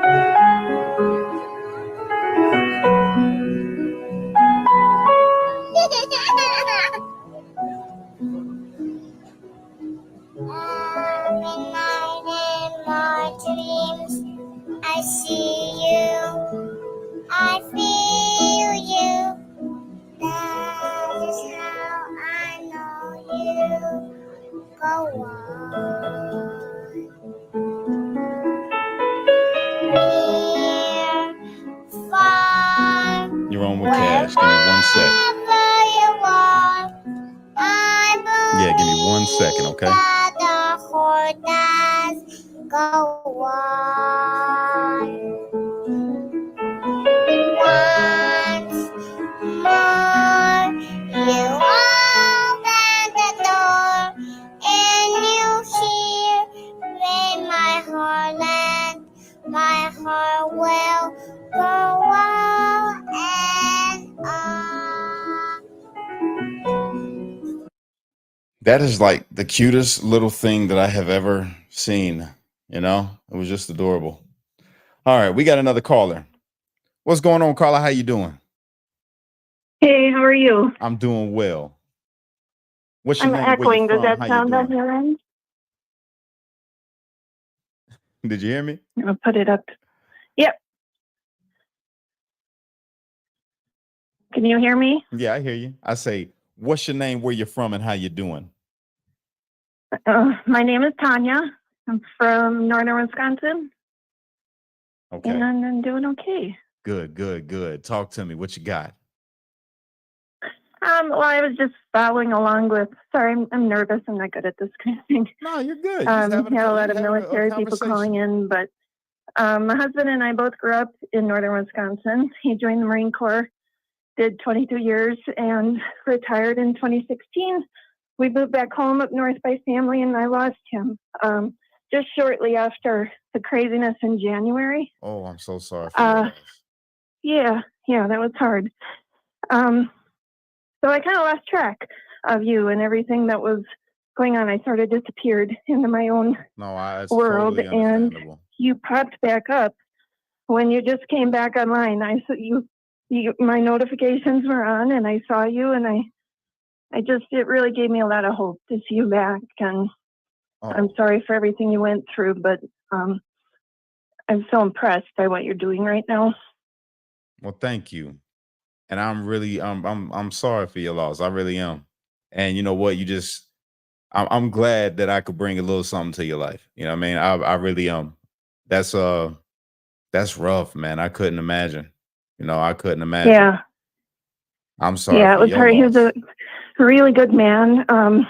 Sort of my source of knowledge too with politics and stuff. I was very outspoken during all the craziness and kind of disappeared back into my own little world. But I was just dipping my toes back in when you came back on. So Well, I'm glad you're here. yeah, it was nice to see you pop back up. Yeah, I'm glad you're here. Yeah, I just, I'm trying to get back to it. Just came home a little bit ago and now I'm just rebuilding it all and it's going pretty good so far. I really can't complain. I got everybody on here with me right Yeah. now. And the call-ins, like these kind of calls, they make me smile, man. It makes I feel good knowing I'm putting something good out there. You know what I mean? Yeah, And though you we do really talk are. politics, I Yeah, try and to up keep it. here in northern Wisconsin, during like the 2020 election, everybody was sort of closed off as far as their support for Trump. But I have noticed this time around that people are way more willing to wear their garb, put their signs out. It's a super red area, so it's not surprising at all. But it just did seem like in 2020, everybody was kind of trying to close off to the drama, and this time they're all more well outspoken. Yeah, for sure. Me, I'm campaigning all day. I want Trump to get elected, right? But at the same time, I really want to heal this divide that we have between everybody, between Democrats and Republicans that are just people, regular people, not talking to politicians. They're toxic for sure.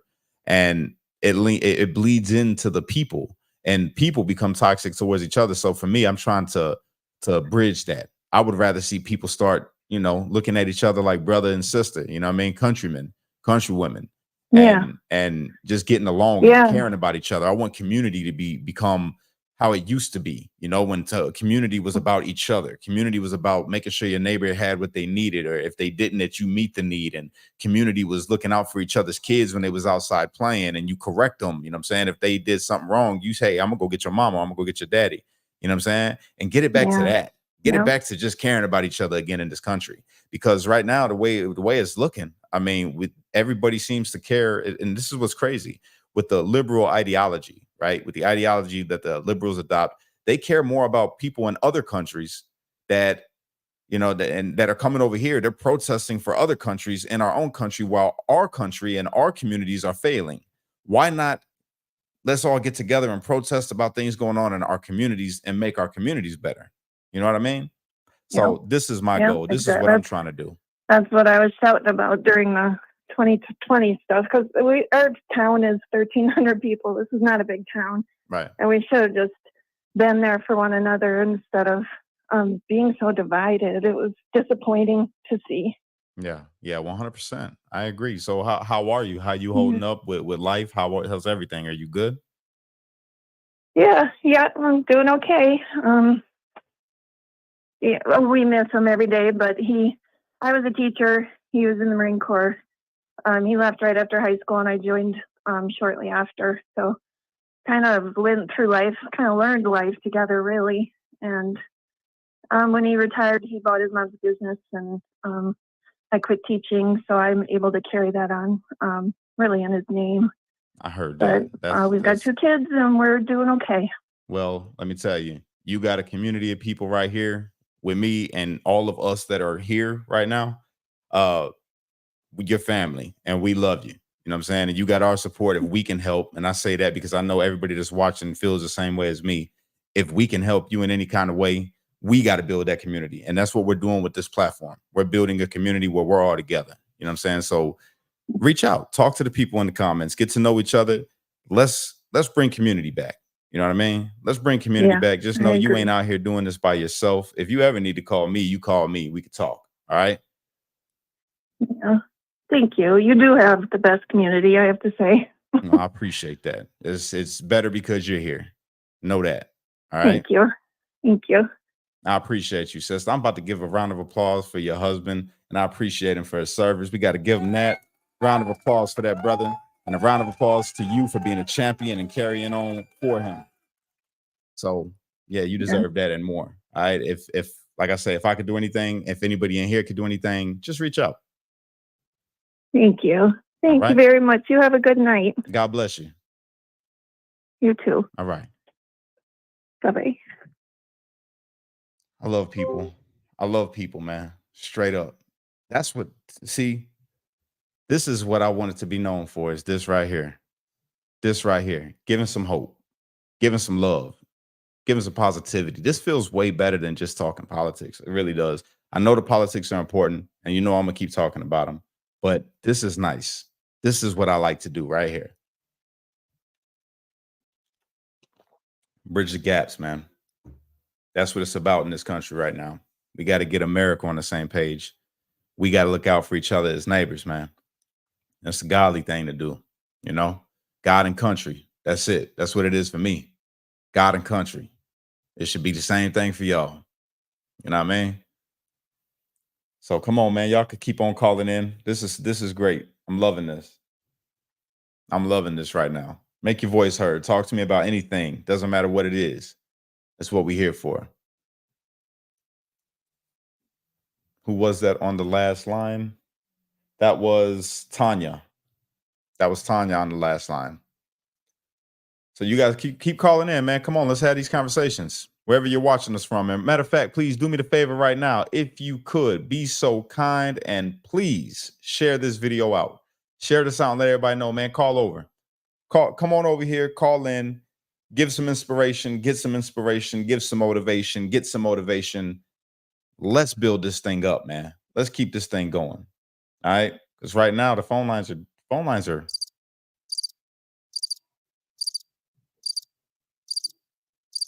nothing going on. It's not ringing. Why haven't you called yet? This is cool. See the sound effects? Did you guys hear that? Did you hear it? Did you hear the crickets? It's good. So I guess while we wait for the phone lines, I just want to know. I just want to know right now. What is your favorite thing about this country? That's the question. Since people want me to ask a question, if you don't have a talking point when you call in, this is what I want to know about. What is your favorite thing about this country? That's it. That's what I want to know. So when you call in right now, what is your favorite thing about this country? And you're not going to be talking with Cash. We're going to switch it up. You're going to be talking with me, Alvin. So when you call in, just be ready. All right? Don't be caught off guard. It's okay. It's still me. It's still me. I'm just kidding. I love the sound effects, though. It's pretty cool. It's fun. So call in, guys. Come on. Light these lines up. Light these lines up. Talk to me about anything. Let's do this. In the meantime, I'm going to find another video for y'all. So there's not a lot of, well, there is, but you got to, I guess, have it in your algorithm. Not a lot of fun stuff on X. And that's what I forgot to tell you guys. That's what I forgot to tell you. How would you like it if I brought back Sunday Fun Day, right? And with Sunday Fun Day, though, you call in and give me your best jokes. You get on and you tell people your best jokes or your funniest story, whatever it is. Sunday Fun Day. What you think? Be Sunday night. We'll do it. You know, because football's back on. Shout out to the Bears. The Bears did that. It was amazing. I don't know if you guys watched the game, but it was epic. They came back. And if you're any other kind of fan other than the Bears fan,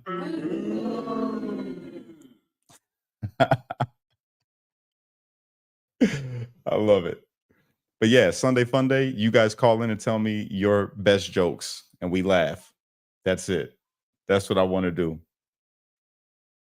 So let's see. Say go Broncos. Who said that? The Broncos. Packers. That is blasphemy. Oh, you just got struck by lightning. Did you hear it? That was a lightning strike. Whoever said the Packers, you just got struck by lightning right now. That's what that was right there. All right. The Bears, Patty, you just blew it up. You just blew it up, Patty. You just blew it up. The Bears. This is awesome. Yeah, guys.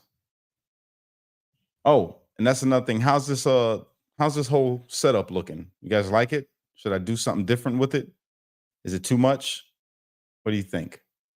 Because I was playing with it today, man. I was over here just experimenting, trying to figure out how I was gonna do this thing. I got an idea, guys. I've got an idea.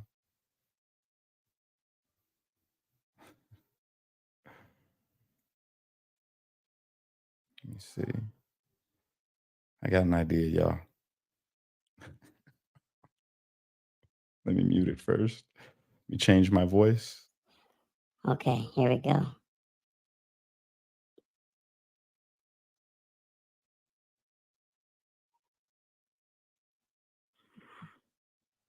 Hold on.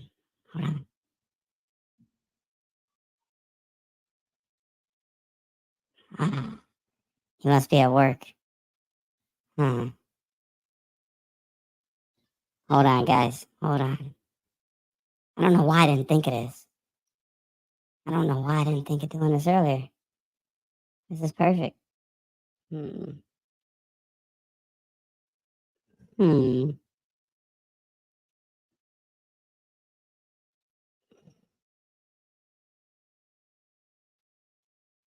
right, let's see. Hold on.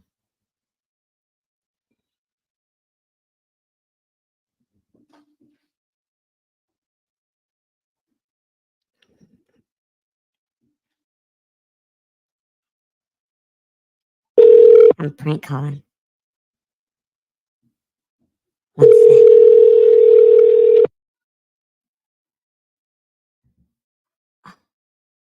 I know who to prank call. I know who to get. See how this goes. Champagne.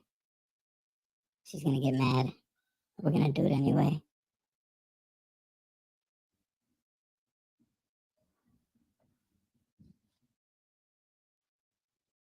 Here we go.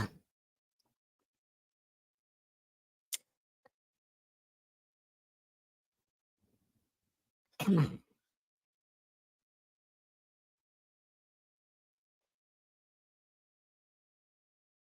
Jesus.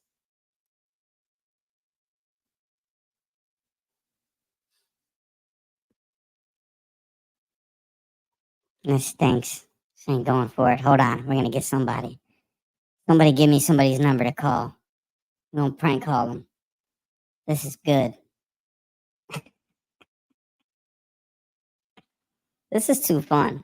This is too fun. I'm sorry. I'm having a blast right now, you guys. I really am.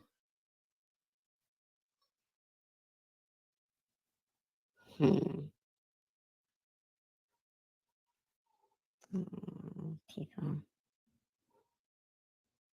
Here we go. Here we go.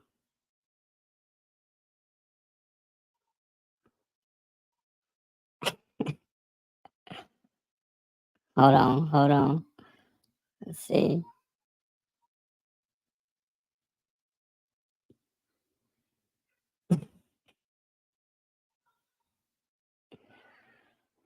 Try my son? Let me try my son. Yeah, let's do that. I'll be so mad if my son starts cussing at me or something when I prank call him.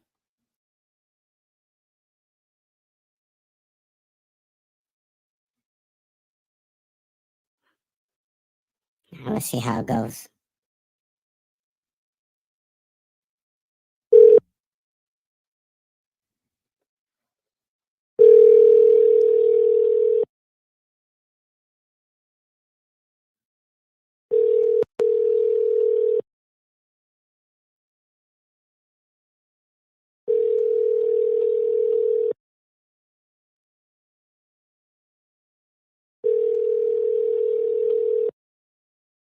No, I haven't blocked anybody's number.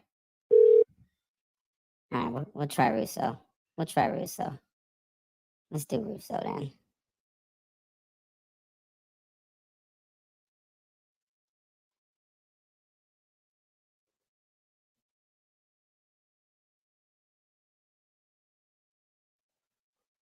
This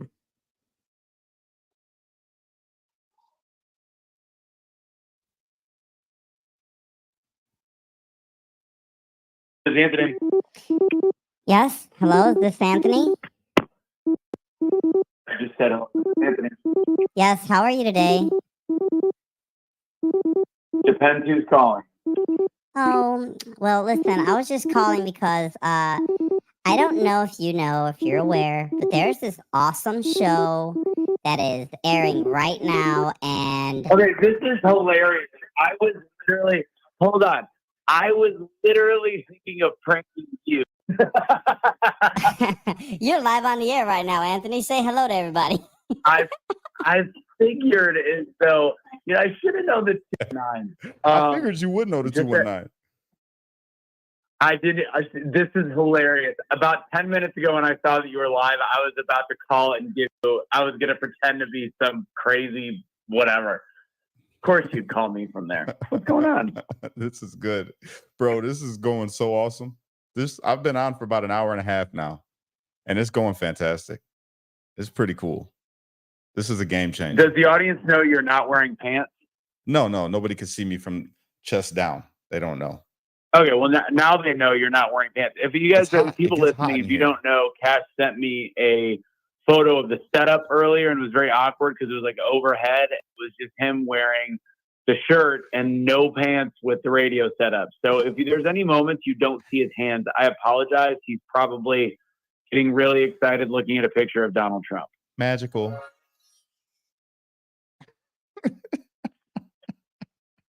Just going good. Yeah, man, this is great. So yeah, if you want to ever do a show, you're more than welcome to jump on with me, Roos. Because I know you don't like going live with me and stuff. But if you're ever available and you have the time and you're not shoveling horse crap, please jump on with your friend. It'd be awesome. I will. Yeah, it's right. I'm now back to doing all of the video editing for my client. So that's what I've been doing all day. It's been a blast. I feel you. I understand. Well, I'm going to continue to keep calling. I'm going to call my son right now because he just tried to call me back on this number. He doesn't know who it is because he's got a 219 number. So I'm about to prank him. Gotcha. Yeah. And remember, we always told you, and please take this with you and for all your viewers and all your listeners and everybody paying attention, Kamala Harris is the greatest thing to ever happen to this country. You heard that? Did you hear the boo? You just got booed. Did you? Oh, you've got sound effects now. Yeah. All right. Yeah, it's pretty cool. It's pretty cool. It's pretty good. All right. Yeah. All right. All right. Take it easy. All right. Peace. Later. Yeah, this is fun. This is fun. Get to boo people. Let's see if I can get my son back online. Let me change my voice so he doesn't recognize me. All right. Chipmunk. Chipmunk Dad. Chipmunk Dad, take one.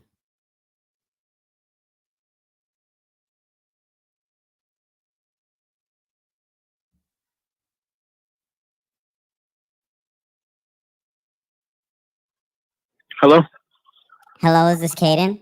Yo. Hey, Caden. Caden. Hey, Caden.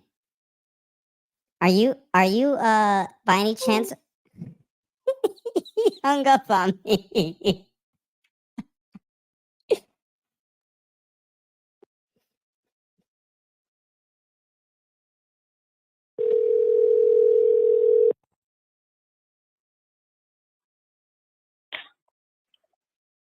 How dare you hang up the phone? Hello? How dare you hang up the phone? Hello? Yeah. Do you hear me, you little girl?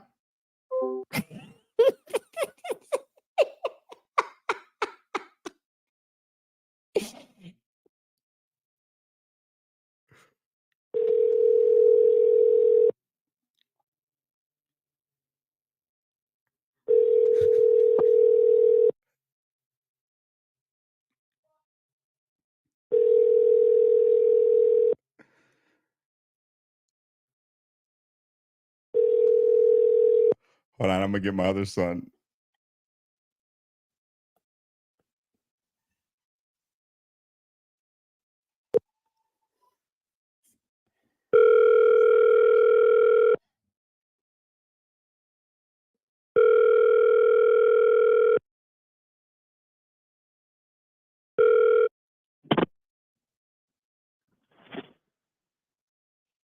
Everybody, yeah, rock your body, yeah, everybody.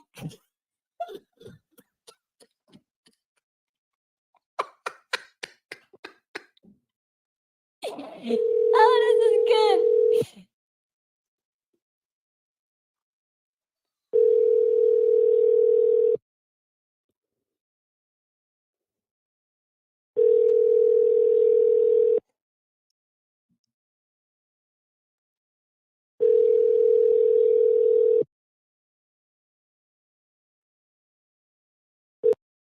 They ain't going for But it. all right, let me call him regular now and let him know that it was just dad playing a prank.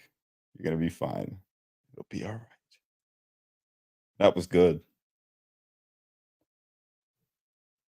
Here we go. All right. Get my boy on here.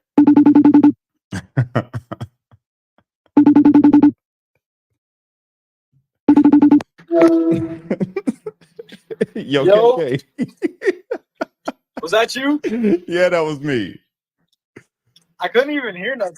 You're live on the air right now on my radio show. Oh, Yeah, you're live on the radio show right now. Not your face, just your voice. what's up, y'all? Bro, that was funny. Who'd you think it was? Huh? Who'd you think it was? I didn't know who it was. I was just gonna block the numbers. Ah, okay. Where's Isaiah? He's right here. Tell Isaiah, did he like my chipmunk voice of Backstreet Boys? That was you? Yeah, that was me. I was hoping y'all didn't cuss me out. I'm like, man, I said, what if my sons just start cussing at me right now? Let me see how they really be talking. Where's your sisters? Jose, can you check the phone? Oh, no. Here. Wait. Don't take the phone to them. I'm going to call you back on your phone, Isaiah, with that number. And you're going to give them the phone, say, who you got calling my phone? And then give them the phone, all right? All right. All right, I got you. Bye. This is awesome. I'm loving this, guys. I'm like a kid right now, ain't it? Like a big old kid. All right, let's call Zay back. Chipmunk voice. Let's do it.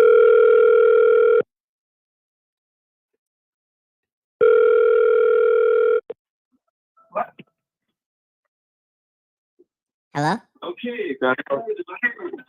Hello? Hi, who do I have the pleasure of speaking with? Hello? Hello? Hi, who is this? Is this Araya? No. Who is this? Is this Kira? No. Who is this? I don't know. Why aren't you telling me your name? Is it because I'm a I don't know because stranger? I don't know you. Oh, wow. Your dad would be so proud of you for not talking to strangers. Your dad would be so proud of you. He would. Where is your dad? I know that's you, Dad. Who? That's you, Dad. I didn't even know it. Who you talking You to, used little your girl? voice came. Who are you talking to, little girl? Yeah, but get off the phone. Get off the phone. Get off the phone. Get off the phone. Who you talking to? You about to make me snap up in here right Get now, off the little phone girl. right now. Who you talking to? Yeah, that's that. A stranger. Yeah, a stranger. I don't This is know you. stranger You- danger. I don't know you. You didn't been to my whole life at all. Get out. Get off the phone. Okay, hold on. First off, I've known you your whole life, okay? I was there when you was born. I just knew it by the way you were talking. I love you girls. How you Hey. doing? You're live on my radio That- show right now. Say hi to everybody. Hi. What you guys doing? Just chilling. I just wanted to prank call you, but you just made me proud. I'm not even gonna lie. You just made me very proud. Your brother just gives you the phone randomly and you're like talking to somebody and you're like, no, I'm not talking to you. I don't even know who you are. That's my baby. I did right. Yeah, Mom says you never talk to strangers. I knew it was you. Mom, what about Dad? Dad says don't talk to strangers either. Huh? Yeah, I never want to talk to strangers. You just hurt my feelings right now, giving all the credit to your mother. Why does all the credit always go to moms? What about dads? Dads' lives matter. I just knew that, like, if I talk to strangers, I can't do that. So That's very true. I knew what I was gonna do. Yes, that's very true. I love you. You know that? I love you too. You're the best daughter in the whole world. You're the best dad in the whole world. Okay, now where's Kiwi? Where's Kira? Huh? Where's Kira? Kira here. Hey, so Kira. good at sketching. Hey, Kira. I love you, and you're the best daughter in the whole world. Thank you. And you're getting really good at sketching? Huh? You said you're getting really good at sketching? Yes. That's freaking awesome. I'm proud of you. I want to show you. Well, send me a picture. Yeah, can you take a picture and send it to Dad? Weird, right? Please. Weird. All right. I love you, girls. I got a show. He said We're live later. on the air right now. We're getting personal, and you guys are going to get me emotional. I don't want to get emotional right now. How did you do the voice changer thing, even? Voice changer thing. What are you talking Yeah. about? What are you talking about?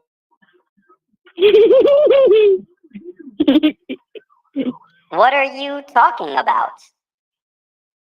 That's so weird. What are you talking about?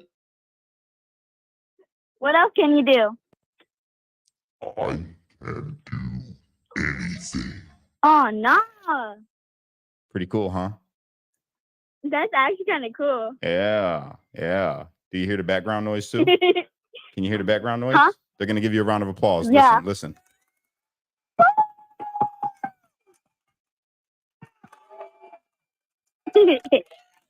Yeah, for being the greatest daughters ever. Boom, you got a round of applause. I love Mom you, girls. always taught us to never talk to strangers ever, ever, ever. And That's I right. did that. So That's right. You did good. I love you. I love you too, Daddy. All right. I'll call you guys back here in a little bit, okay? All right, I love you. I love you more. Love you more. All right, baby. Bye-bye. Bye. I love it. That's a good one. That was fun. Today's a good day. You know? Let me see. No, Casey's going to know. He's going to know if I prank call him. I'm like, I already know who this is. It's 219 number. Yeah. Let's see if we can get one more good one. Let me see.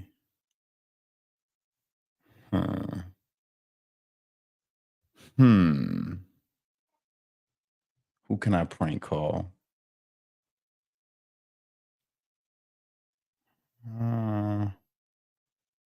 Who can I prank call right now? Somebody's going to cuss me out. I'll tell you that. Somebody's going to end up cussing me out. Oh. Hello. I'm trying to be funny. Just Hello. it's Bessie ringing. Hey, what's up, Cash? Hey, how you doing? Good. This is Bethany and Nick. This is Bethany who? Yeah, Matt Lacano and Bethany Lacano. Yo, what's going on, y'all? How you doing? How's it going? Pretty good. Hey, that was hilarious with your daughter on the phone. Yeah, you know, I love pranking my kids. I do that without this voice changer. I call them and prank them all the time, but it's fun now because I can change my voice. It's a lot more fun. So can I cuss for 1 second on your show? Yeah, go for it. So fuck Camila. Go Trump. You just got a round of applause for that. I don't know if you can hear it, but they're clapping. They're clapping. I cannot hear it, but I'm going to tell you right now, every single person that is at those rallies for Harris, I just don't buy it. I don't buy it. There's no way there's that many people there at her rallies. You're never going to convince me that her rally is as packed as Trump's. I agree. No way. I agree 100%. It's not even feasible. Yeah, I agree 100%. So I have never spoken to you before, but I'm going to say I have followed you since before you got locked up, and I have been behind you the entire way, and I have never followed anyone on the internet or any social media. Me and my wife never have like we have with you, and I literally watch almost every single video you have ever posted since 2015, I want to say. Bro, I appreciate you, man. Straight up. Yeah. I appreciate I that. almost went to Indiana when you were working in that electronics store. Come on. You're more than welcome, man. Yeah, I'm starting to host saw the post you put up the other day about dads, and you are a great dad, but that's also my husband because we have a blended family too. And he's been there for my kids 100% for the last 10 years. And their real dad doesn't even care about them, but he's been there. Man, you know what? You got you a good one. Got you a good one. Yes, I did. Straight up. I did. I'm a work in progress. Trust me. Hey, ain't we all though, brother? Ain't we all? Yeah. Want to give a shout out real quick. I appreciate that. I see it. Yeah, definitely. I appreciate it too. we need more men being men, you know, and doing the right thing. That's what's gonna save the next generation is men being men and women being women, not this new stuff that they got going on. But real quick, I want to give a shout out to one of Ya's daughters. I appreciate you for just becoming a new YouTube member. Thank you so much. I appreciate you. So I was really excited when I saw you post about what you were getting from Amazon the other day. Yeah. I'm loving this. How do you like it? Is it hard to figure it all out? I still have to get some of the little kinks worked out with it, but I got it up and running right now. And that's all I care about, really. I'll get better at it as I did with I've never edited a video a day in my life until I came home and started practicing. And me practicing with it, I got really good. So yeah, I think you're going to do really good. I think this is something that's going to be really big for you. I do. I hope so. I just got to find the lane. You know what I mean? I got to find the right lane to the direction to take this in, because my goal is to become a personality, really like a radio personality, but not radio. You know what I mean? And just be every time I come online, it's boom. Well, I was just going to say, who knows? You may be on an AM station one day. Yeah, could be. That could be. That would be awesome. Although AM is going to want to censor you, so no matter what radio station, they're not going to want you there. You know how it goes. Well, you know what? I think I like doing this. I like virtual. I like being able to speak to everybody via internet. Like, this is awesome to me. I'm trying to make it to where, because I have not seen nobody do this on YouTube. I've looked for channels. I've never seen it. I have never seen it either. Yeah, so I'm thinking like Facebook, YouTube, and all these other places, they don't do this. So let me be the first one to do this and see what happens with it. You know what I mean? Take calls while I'm live on the air and just talk with people.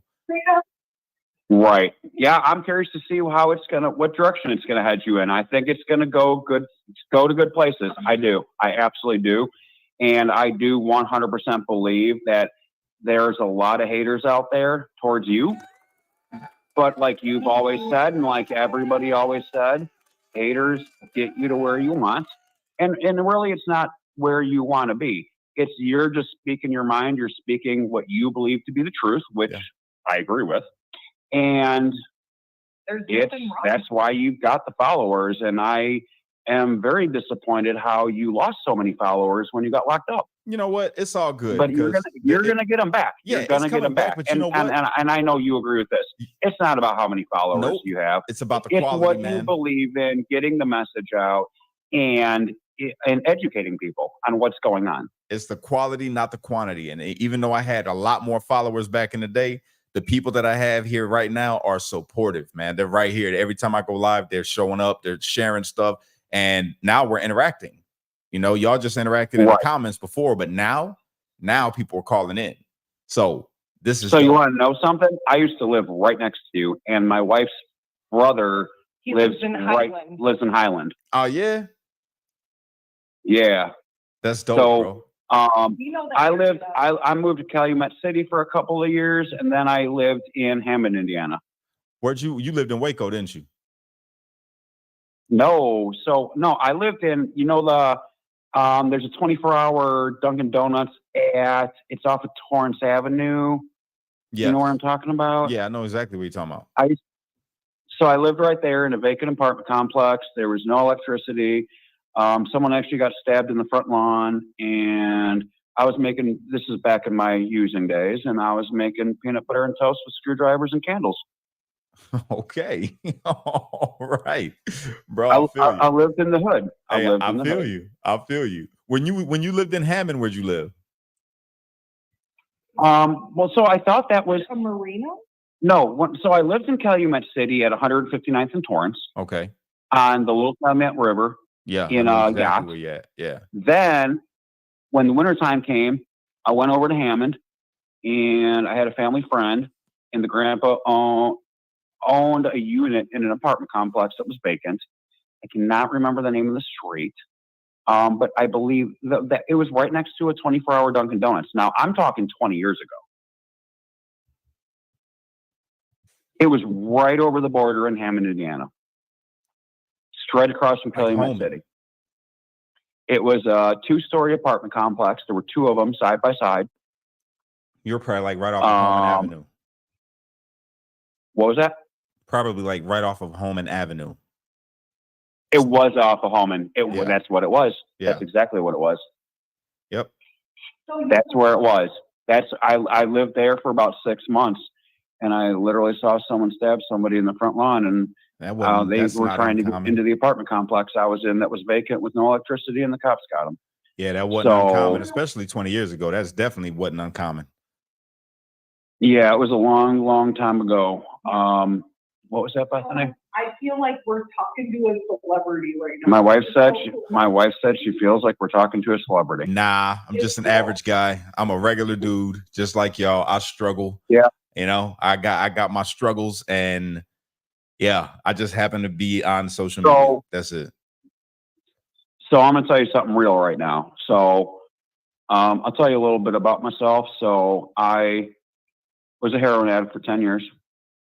I've been locked up. I was locked up over a year.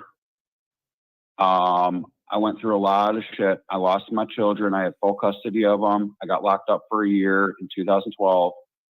I lost full custody. They went to their mom in Wisconsin.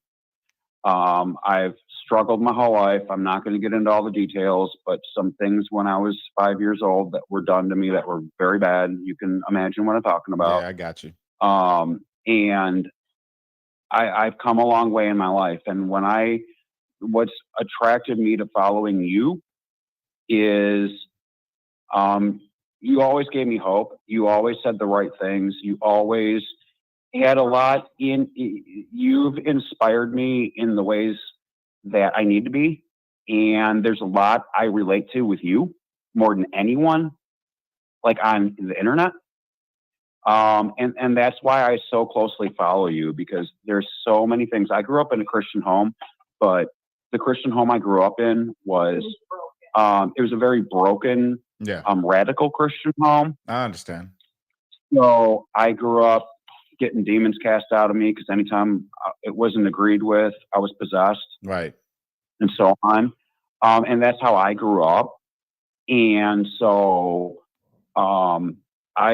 I've just really kind of stuck with you. I'm trying to remember the very first video. Oh, the very first video I ever saw was with one of your exes, but you were talking about it, and you were talking about how you felt about her, and on and on. Now, that was back in the day, of course, things changed. And it's how I've always wanted to feel about somebody. And that's how I am with my wife now. And I've actually known my wife 25 years. That's amazing. Yeah, congratulations on the new baby, by the way. You. I appreciate that. I appreciate it. It was about 1 a.m. when I watched that video, and I'm like, holy shit. You told me the next morning. And so I'm going to get cut. No, I'm done, bro. I'm going. You've really inspired me. You've really motivated me, and something I live by is worry about what you can control. If you can't control it, give it to God. Got to. And it is what it is. And so I've really changed my entire life. So, for example, when it comes to politics, there's certain things we can control in politics. You do a better job than I do. I'll be honest. Do I go out in the streets like you do? No, I don't. But you're doing what you can do to control certain things. Yeah. But you also know, and I know, and a lot of people know at the end of the day, what Biden says on the TV or what Harris says on the TV or any of these idiots say on the TV, we can't control their words.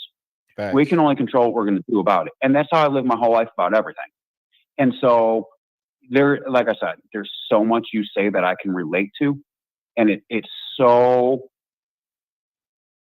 sticks with me. I appreciate really you, brother. sticks with me. I really do. And I hear all these times. So I know a few weeks ago you were struggling, you were getting pissed off. Yeah. You talked about it. And I love that you are real. I love that you tell, how many people only tell the good on the internet? You know what, bro? And that's the reason well, why we all know their lives aren't, we know all their lives aren't just full of good. No. We know but that. That's the It's whole like the reason parents why that send I do it, It's my like the bro. parents that send, go ahead. That's the whole reason exactly why I do it, because there's too many people that come on social media and they try to portray this perfect image, and they're lying. They're lying to everybody that follows them, that watches them. Me, I like to be an open book. This is why, I'm open about what's going on in my life, because all of you that's been watching me, y'all have been a part of my life since this whole thing happened. Like before 2021, I had literally got like famous. I would walk into stores and people would stop me and be like, "Oh my God, you're Cash Kelly," and want to take pictures with me. Even when I was at the Capitol, you know what I'm saying? It was just like I had blew up and got this thing, and now being home, it's like I never want, even then, I never want nobody to look at me and try to idolize me. I don't want nobody to look at me and think that I'm any different than they are. We all got the same kind of struggles. I battle my demons every single day. Every single day. I'm no different than nobody. So I don't want to come on here and portray this image of perfection. This is why I put my life out there. This is why I share the way that I feel about certain things with people. And that's what a lot of people love about you. I appreciate how The real people. That's what the real people love about you. Yeah. I appreciate you, bro. But no, really do. I just wanted to call in and yeah, you're doing some really good things for this country, really is what it comes down to. You're doing really good things for your family, which comes first. I'm really proud of you that you're back with her and things are going good. Yeah. And, when you say about how you don't want to portray that your life's perfect like everybody else does, it's funny because it takes me back to before social media. You remember when people would send out postcards to family for Christmas. Yeah. Oh, my son's going to, I don't know, some crazy great college, Harvard and this and that, and they're playing piano and they're doing this and they're doing that. When really, that's not what was actually going on. There was a lot more to it than that. They didn't want people to know. And it goes back to the postcard days. Right. And social media just pushes that even more about everything's great and wonderful. Nobody's life is great and wonderful. We all have hard times. We all have good times. And the people that can put all that out there, and I wrote a book. I never published it. You should. Posted a lot of it online. You should publish it. I don't hide anything. I'm an open book. I have nothing to hide. The reason being, I told my story at a rehab facility. I told my story at a biker club. I told my story at high school, at a high school in meetings. And when you're honest and you tell the good with the bad, that's when I've had mothers come up to me, bawling their eyes out, saying, "You give me hope." Yeah. I didn't do it for that reason. I was actually really uncomfortable and really awkward. Yeah. But understandable. That is where I learned when you're open and honest with the good and the bad, that's what helps people. You know what, bro? That's as real as it can get. Do. Yeah, I try. You know what I mean? I try to. I had my moments like I'm gonna tell you, last night, I wanted to come on and snap, bro. I wanted to go off last night. I had a real rough conversation with my oldest son's mother and him. And I was so mad. I haven't been that mad, I don't think, since I first got out of prison, bro. I haven't been that mad in a long time. And I wanted to go off, you know what I'm saying? And I ended up calling up Tribe Is, the brother that I brought on before on my show. Right. I called him up and he's like, "What's going on, bro?" And I started venting to him out of nowhere. And I'm like, "Bro, my bad, I'm venting." He goes, "No, brother, that's what, if you need to ever vent, man, you call me." You know what I'm saying? So instead of, if I would have went on last night and the anger that I was in, I would have made a fool of myself, right? And I would have regretted it the next day. So I calmed myself down. I prayed a little bit, and then I went live because I was more level-headed. And it's like, this is what happened, because I still wanted to share it with everybody how it went. You know what I mean? But yeah. Now think of yourself back in your early 20s. Would you have done that? No. No. I would have flipped. And so that's where a lot of people see the change in you. And that's what I work on every day. It's really hard sometimes. It's so hard. I say people don't get to me. I say people's words don't matter to me, but let's be real. Sometimes people's words do matter to us. Yeah. Sometimes it just happens. Yeah, it does. So, I'm gonna tell you right now, I get affected by people's words sometimes, but the thing that I try to tell my sons, right? It's not that, because I tell them we're men, we don't deal in emotions, right? So my oldest son took that as me saying, you don't have feelings. No, you have feelings, but you just don't operate out of them. We don't operate out of our feelings. You don't, whenever you get angry, you don't just go and fly off the handle and start, talking, because you're going to make yourself like a fool. You take a step back, you deal with the emotion, and then you come from a place that is rational, or come from a place that is reasonable. That's what men do. And yeah, that's what I try to do. But yeah, hell yeah, words get to me, man. And people be lying when they say words don't bother them. They bother when you're not rational. That's why all these cities burn down. Yeah, man. That's really fun. So listen, funny story before you get off the phone with him. The one song you love that he sang to his current girl about, the one song you play all the time. Oh, what's that song you were singing? I sing to her a lot. Oh, it's an R&B singer. You were going to the beach? Which one? I sing to her a lot. I don't know. No, you were going to the beach with the kids, and you had your girl in the car, and he's like, you're the cigarette, and I'm the smoker. Miguel. Yeah, Miguel. Yeah, I love that song. Yeah, I showed my wife you singing that song. I play that song all the time. I sing. I'm a singer. Oh yeah, there you go. I play some instruments. That's what I do. That's good. But no, I love that song. Absolutely love the song. No, so I want to say one thing before I get going, because that was hilarious when you said about I know we all hate Anthony Russo, but we gotta wish him a happy birthday. That cracked me up. That's my bro. I got to give him a hard time. No, he's really good. I really like him, and I've been very interested because I've spoken a lot, and I've been very interested in some of his seminars that he does. It's really good. I've been very interested. I haven't checked them out yet, but I've been very interested. You should. In it I urge everybody to go and check it out. But I became a speaker because I believe live outside your comfort zone. When I'm in my comfort zone, I go back to the heroin. I go back to my old ways. When I'm out of my comfort zone, I learn new things, and it strengthens me. Yeah. And so that's why I started speaking. The first time I ever spoke, I was terrified.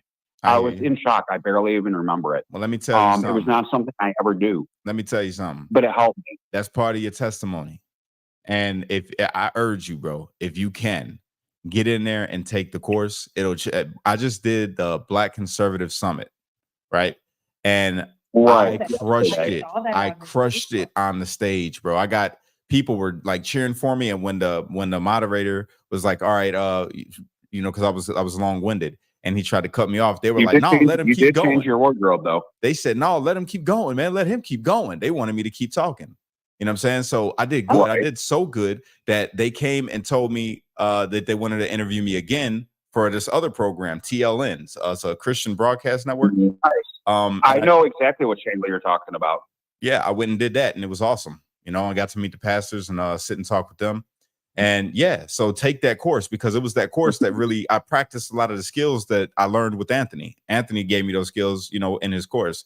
So yeah, I urge anybody who's thinking about doing any type of speaking, public speaking, definitely go and check out Russo's webinar. It's amazing. Yeah, I do want to check it out. I do. Yeah. Well, and that's what sucks, dude. And that's where it's like people see me and my husband and we're white, and they're automatically like, we're crazy Trump people. But it has nothing to do with that.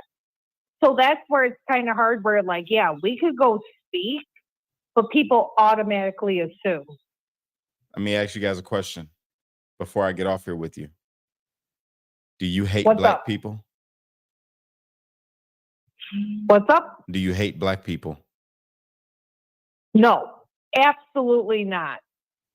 How about you, bro? Nope. And I'm going to tell you right now. So I'll tell you a little story. And this is something that really shocked me. When I was 19 years old, I'm 42. When I was 19 years old, I worked at Burger King in Lake County, Illinois, in Antioch to be exact. Okay. And I worked with this girl, and she was a black girl. And she asked me if I wanted to go with her and her friend to the United Center to watch a Bulls game. I said, okay. She said, that doesn't bother you? I'm like, why would it bother? That wasn't even a thought in my head. I'm like, why would it bother me? She's like, and I wasn't naive, but she's like, I'm like, why would that bother me? She's like, because I'm black and I didn't know what you would think people would think if you went with me. I'm like, it doesn't bother me at all. So I went to the United Center with her and her friend. They were two girls that were black. I'm a white guy. And we go there, and outside the United Center, as we're entering the United Center, I got a lot of shit talked to me. And Really? she got a lot of shit talked to her. Because you guys were like interracial? Because I was a white guy. Right. I think it's beautiful. And at that personally. moment, right I there, love I it. looked at her and I said, I don't understand. I said, it's confusing to me because, for one, I wasn't raised this way. For one, I don't believe in this.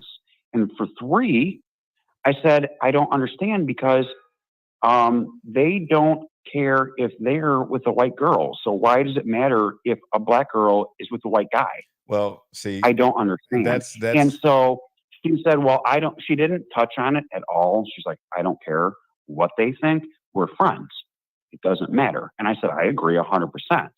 And I hung out with her a lot more after that. I never had an issue. Now, there was a situation where I had a black girl at my house. My dad found out, flipped out, called her every name in the book, including racial slurs, and kicked her out of the house. So wait, time out. Okay. Wait a minute. How old are you? So I'm 42. So your father is, I'm assuming, maybe what, 60, 70? I haven't spoken to my dad in like 16 years, but he's in his 70s. So my okay, dad he's in actually his is probably 70s. in his my dad's in his late 70s now. So let me ask you this. Now, this is interesting, right? So your father, was he always like that? Was he like, Never. He was never like because that. he was a chameleon. He was fake. Okay. My so- mom was a certain way, so he was a certain way to keep the peace. Okay, He was a so- chameleon my whole life. Once he left my mom, I found out who the real him was. All right. So it's interesting because you didn't take on that ideology at all. Like you're completely not. Because it wasn't there when I was little. It wasn't there when I was little. Right. So this was when like I said, this is when I was 19, 20, 21, 22. I don't remember exactly. And that was the first experience I ever had of that with my dad. Now I had a brother who's much older than me who would act racist, but I knew he was full of it. I knew he wasn't really racist. He acted that way. I don't know why. Now, but my dad, I also don't believe I don't know. I don't know what to think about that. I really don't. I know that me and him almost got into a very brutal fight that night. Because to me, that was just a friend.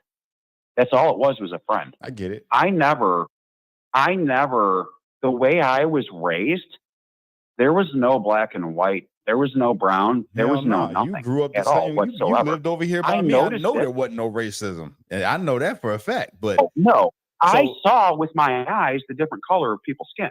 right. Okay? But you never But thought differently. of I it. never felt feelings towards these people differently. Right. There's white people I don't like. There's black people I don't like. There's Mexicans I don't like. But Well, it's I'll the tell you. same across the board. I never had that. I'll And tell so you, my bro. when that moment in my life happened, I was very embarrassed, for one. I was extremely embarrassed. And I looked at this girl and I'm like, this has nothing to do with me. I am not like this. I said, I've never seen this side of my father. She never spoke to me again. I hear you. Ever. Let me tell you, bro. Never spoke to me again. And she said, fuck you. I Yeah. said, I don't understand why you would say this to me because 5 minutes ago we were cool. Yeah. So but why all of a sudden, Because she was somebody hurt. else It's out of all my right. control says something Yeah. to you, you're going to treat me like I said it to you when Yeah. I never said it.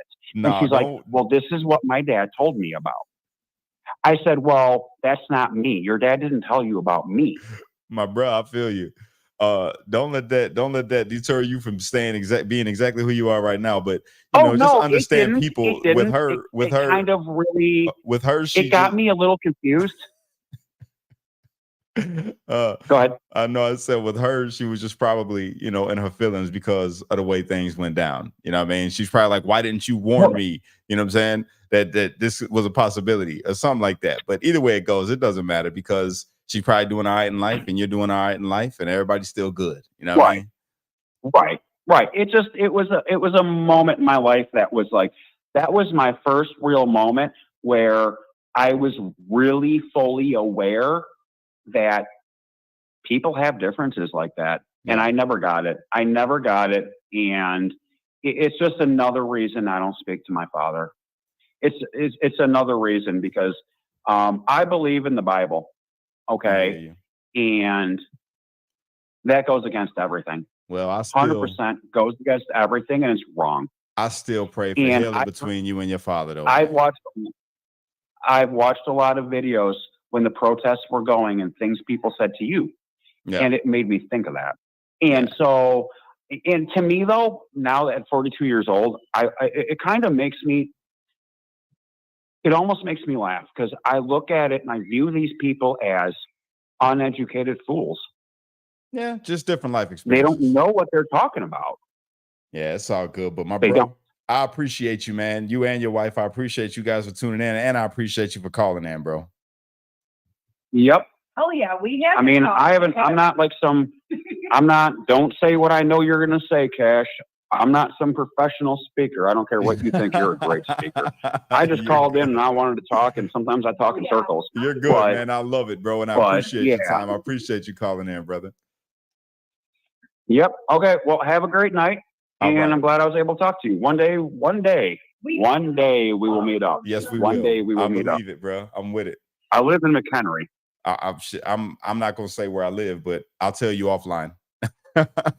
Got you. Okay. Sounds good. All right, my brother. Okay. Have a good night. I'm sure you're gonna have fun with this new technology. Yes, sir. Call more of his kids. Yeah, prank call more people. Yeah, for real. I got you. Do you have caller ID? Like you can see everybody's numbers? Yeah, I see everybody's number that's calling in. Okay. Well, you'll never prank phone call me. I'm the king of prank phone calls. Trust me. We're gonna find out. All right, my bro. Okay. All right. Okay. Bye. All right, Trisha, go ahead and have your son call in right now, Trish. Tell him come on and call. I'm gonna wait for his call specifically. Let's do it. Yo, this is awesome, man. I'm loving this. I'm loving all of this. This is a great day. Straight up. Yeah, Trisha, come on and call in. I'm waiting on you. This is amazing. Let me see. Hello. Hello? Yeah. Can you hear me? It's Patrick Brown. Yo, what's going on, Patrick? Well, my mom's kind of nervous calling in, so I called in for.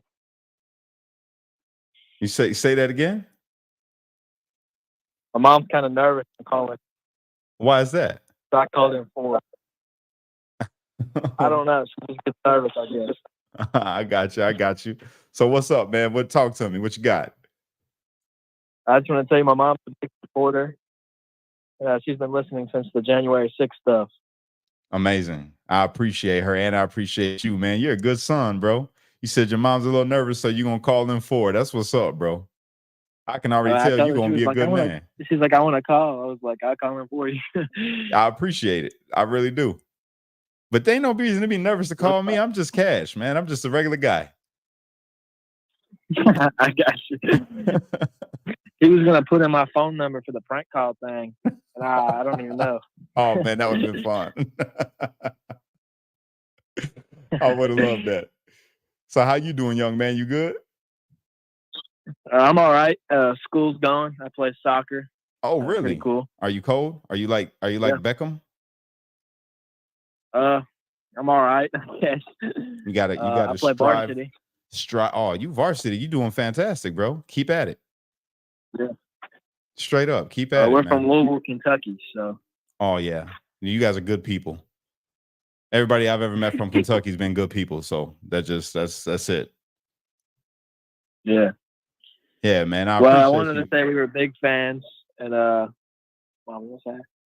Hello. Hey, how you doing? Doing good. Just been listening to all everybody's calling in. Yeah, I appreciate y'all tuning in. I appreciate my man said me and her are both big fans. That just made me feel good, bro. I ain't gonna lie. I love y'all, man. No problem. Straight up. Yeah, I've been listening since before January 6th when you were in your porch. Yeah. The original story, right? Where it first started at, the origin story. Yes. Crazy. I was 11 years old. And look at you now. You got bass in your voice and everything, man. You sound like me. That's what's up. How's your grades, man? I actually have all A's right now. Look at you go. Hey, my son, he's getting straight A's too. Caden, Zaya's getting A's and B's, but Caden, he's getting straight A's so far. So we're going to see how it goes. But you keep it up, bro. You seem like you're on the right track. Yeah. I got 2 more years left in high school, so we'll see. You got this, bro. You're going to crush it. I believe in you. Thank you. You already know, my bro. You are raising a fantastic son, Trisha. Oh, thank you. No problem. And I appreciate y'all. I'm doing my best. I'm trying my best. Well, you're doing fantastic. You can be Keep trying, it up. but Yeah, teenagers, teenage boys. I went through it. Sometimes, we need a little kick in the butt. Exactly. But we're going to make it. He's got this. Trust me. He's going to do good. I can already tell. He already got your back. Oh, thank you. Yeah, it's no problem. Nah, I appreciate y'all. Y'all got anything else you want to say to the people? Just go Trump. Yeah, go Trump. Oh, y'all get a round of applause for that. Round of applause. Thanks for letting us call in. My brother, it's a pleasure having y'all call in. I hope y'all have a great night. All right, God bless you. You too. God bless you as well. All right. I love it. I love it. We got a real call-in show, y'all. This isn't, am I the only one that's like this hyped up about this? I'm hyped up. I'm hyped up right now. I haven't even eaten nothing today at all. Literally, I have not eaten anything. I woke straight up out of bed, went, brushed my teeth, came down, grabbed this microphone that was sitting on the front because I ain't want nobody to take it, even though I don't think they would in my community. I got a nice community that I live in. It's pretty cool. But you never know. You know what I'm saying? So I went out there and grabbed it. I came in here and started messing with this thing, hooking everything up, trying to get all the ins and outs, watching videos on how to get it done. And here we are. I'm excited. I am excited. I'm hyped up right now. And the conversation, talking with you guys is dope. This is pretty cool. I was thinking, let me see. Because I don't know if this still works, me having this hooked up, if I can still feed sound through.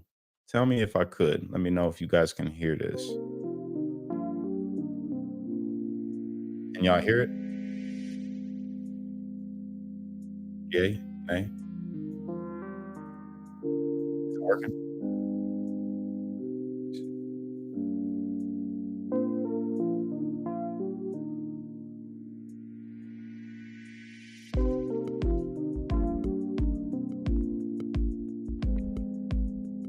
Ah, there it is. Now I can hear it.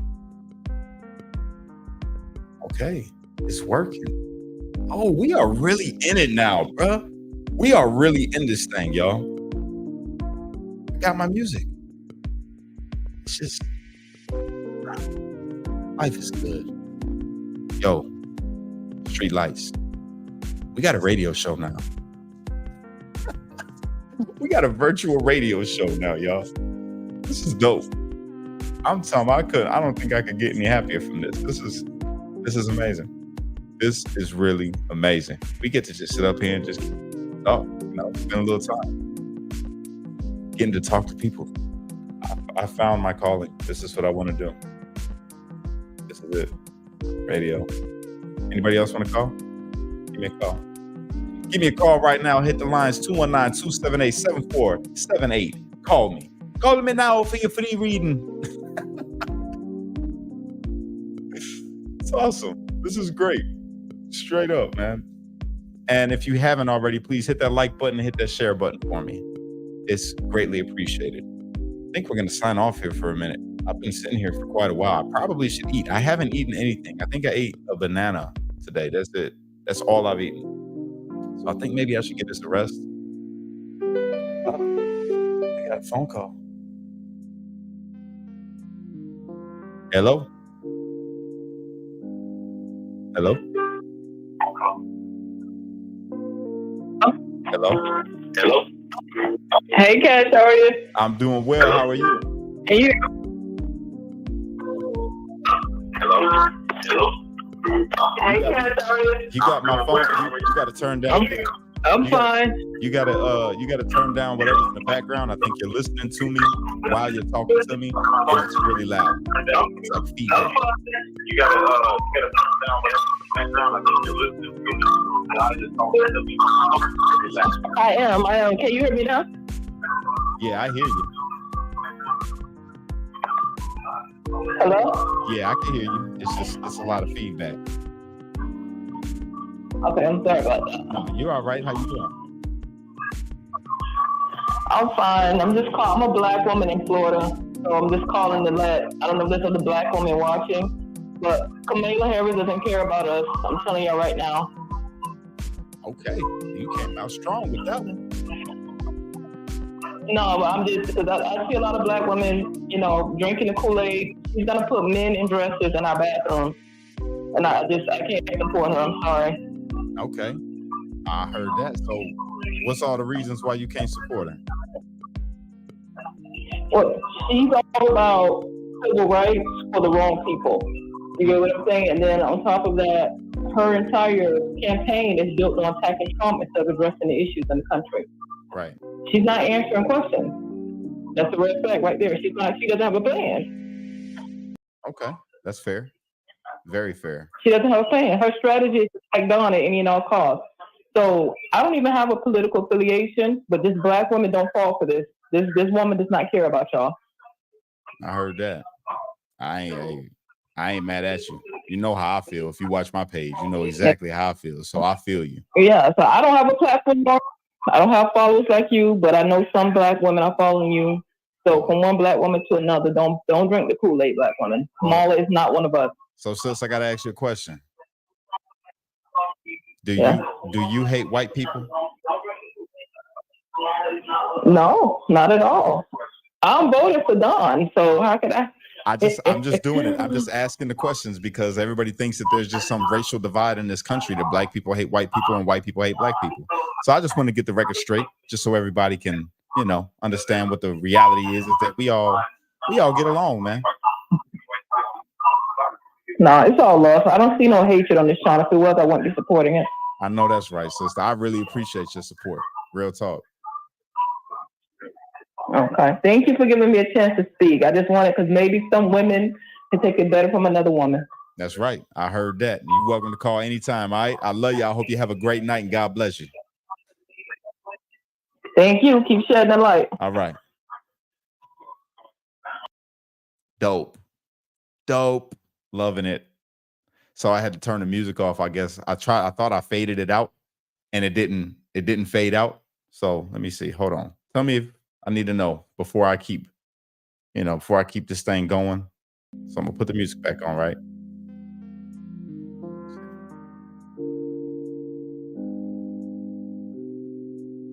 So y'all can hear the music right now, right?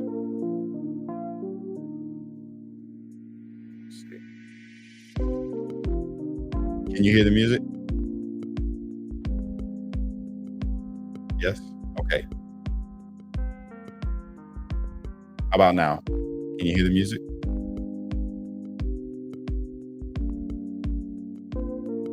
Can you still hear it?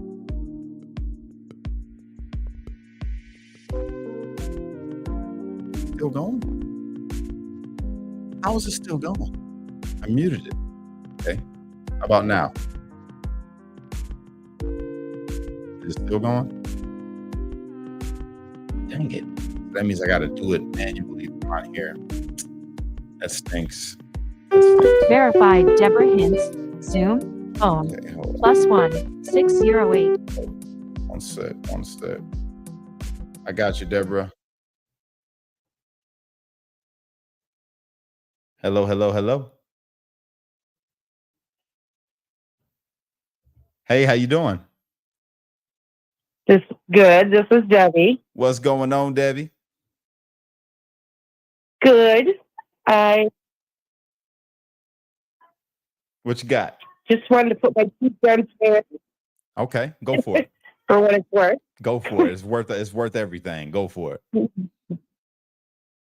I just really have a problem with our country always sends support to everybody else, but yet there are so many here that need help that go without.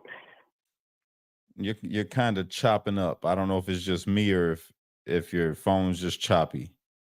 You got good reception? Let me take it off.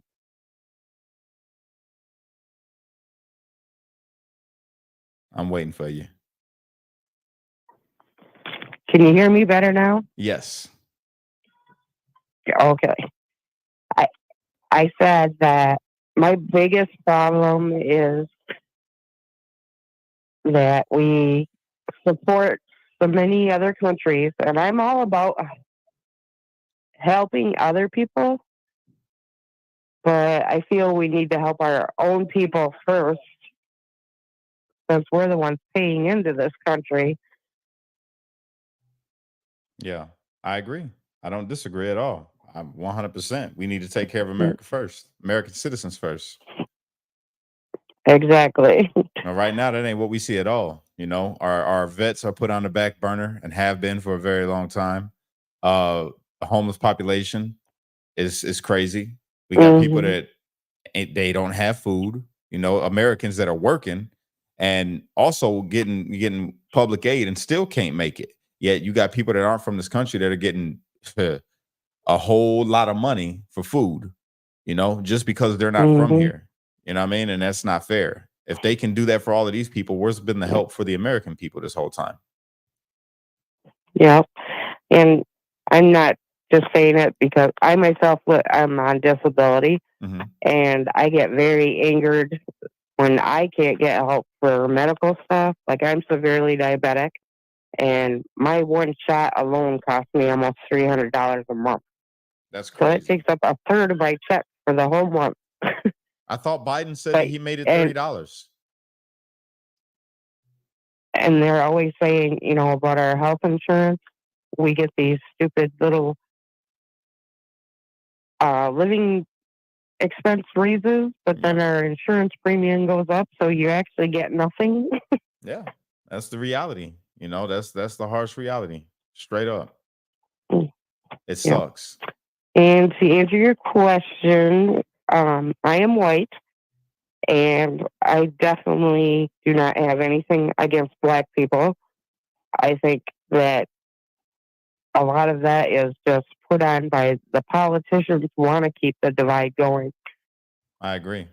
I agree 100%. And I'm 58 years old, and I haven't seen racism in my lifetime.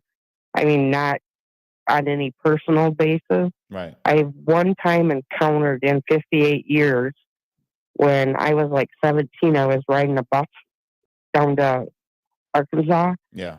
And an older white gentleman pulled me aside because I was talking to a Black kid. And he's like, well, you know, down here we don't talk to them kind of people. And I'm like, what kind of people? I'd rather talk to them kind of people than people like you. I heard that. See, I'm like, I don't know who raised you, but I wasn't taught that way. You just said something that is key. Exactly that right there. I don't know who raised you. And that's the problem that we got when we do see people that, you know, for instance, like the kids that you see in the neighborhood that are acting up, you know what I'm saying? Or the kid that calls another kid a racial slur. Or you got to understand that is learned behavior. Nobody's just born with that. And it comes down to how you are raised and who's raising you. And we have kids that are now being raised by social media. You got kids that aren't being raised by their parents and it's not even that they're bad parents. They got to work 2 jobs because, you know, they got to pay bills and ain't nobody there to be with the kids. You know what I'm saying? So they getting raised by the system. If you really want to call it out, they're getting indoctrinated by the system. And then when they get online, they see all these things, depending on the algorithm that they're into, they see things that no kid should see and hear things that no kid should hear, and then they run with it, you know? So it really does come down to that, exactly who raised you, you know, and that's going to depend on what kind of person you are. What's the Bible say? It says, train a child up in the way he should go, and he shall not depart from it. You know what I'm saying? And that's a fact. That's real, you know? Yeah. My father was very racist, and my mom was complete opposite, and I'm glad I took after my mom. Yeah. But my father was racist against everyone. Yeah. In fact, I told him he should probably move out of the country because he didn't like black people, he didn't like Mexicans, he didn't like Indians, and I'm like, and you're a mutt yourself, so maybe you should get out of the country too. Yeah, but again, your facts, it comes down to how he was raised, though, you know, and where people was raised. And that's another thing. Like, this is what allows me to be able to, you know, I guess, have a conversation with somebody who may or may not be racist, right? Or have that ideology. I understand that they had to go through different life experiences than me. So he might have grew up in a household where his mom and dad was always complaining about the black people doing this and the black people doing that. And they might have lived in a community where they saw black people committing crime, or they might have just watched movies or whatever that always depicted black people in a negative nature. So it's not to say that he had any personal negative experiences. His mind was just conditioned to think that way, you know. But it takes people like myself and other people in this country to, you know, show the difference. Like, yo, that's not me. I'm not like nothing like these people that you watch on TV. I'm not nothing like the music that you hear. I'm just a regular dude like you trying to make it. And then maybe I'll see him and help him out one day. And he's like, yo, you know, I thought that all y'all was crazy. You wanted to kill me or something. But then he changes his opinion because I think anybody that doesn't realize that there's good and bad in every group. I don't care if you're white, purple, pink, or black. Yeah. There's good people in every group, and there's bad people in every group. Yeah. I like to think that I like to think that this world is just full of a bunch of good people who sometimes do bad things, because ain't nobody born bad. We all born in the image of God. You know what I'm saying? And we start doing wrong things. So there ain't really no bad people. There's just a bunch of really good people who have unfortunately fallen to doing the wrong things. That's it. They could be redeemed, though. That's how I like to look at it. I mean, I could be wrong. It's just my own thought process, which allows me to deal with people with a little more grace. I have that thought process, except for child molesters. I don't think there's no cure for them, but anybody else, I think, has hope. I feel that. I understand that. Yeah, it's deep. All right. Well, I appreciate I enjoyed talking to you. I enjoyed talking to you too. Congratulations on the marriage and the baby. Thank you. I'm the one that said you messed up my marriage plans. I hear you. I appreciate All you. right. Have a good night. All right. God bless. You too. Bye-bye. Bye-bye. All right, everybody. I think that's a wrap. I think we're going to get up out of here. I'll be back in like an hour and a half. This is awesome. I am loving every single minute of this. All right. Yeah. Thank you guys for being a part of my show. Thank you guys for sharing it. Thank you for everybody to hit the like button. Hopefully this thing catches on and it's a hit, man. That's it. This is what I'm about to be doing from now on. Maybe I'll introduce a little bit of music into it. Maybe we'll play some R&B hits or something, or some classic rock, you know, take some requests. I don't know. I got to figure it out. But I'm about to go eat. I'm about to go do that right now, baby D. And One More Rock, thank you. She is amazing. I love her to death. Shout out to you, Champagne. I love you, baby. I'm coming right now. Mwah. Love you. All right. All of y'all. I love y'all. I'll see you on the next one. Until then, unite. Don't fight. Be a street light, because only you could be the change you wish to see in the world. And when you get too stressed out, you got to remember to pray, America, because without God, everything falls apart. And that is a fact.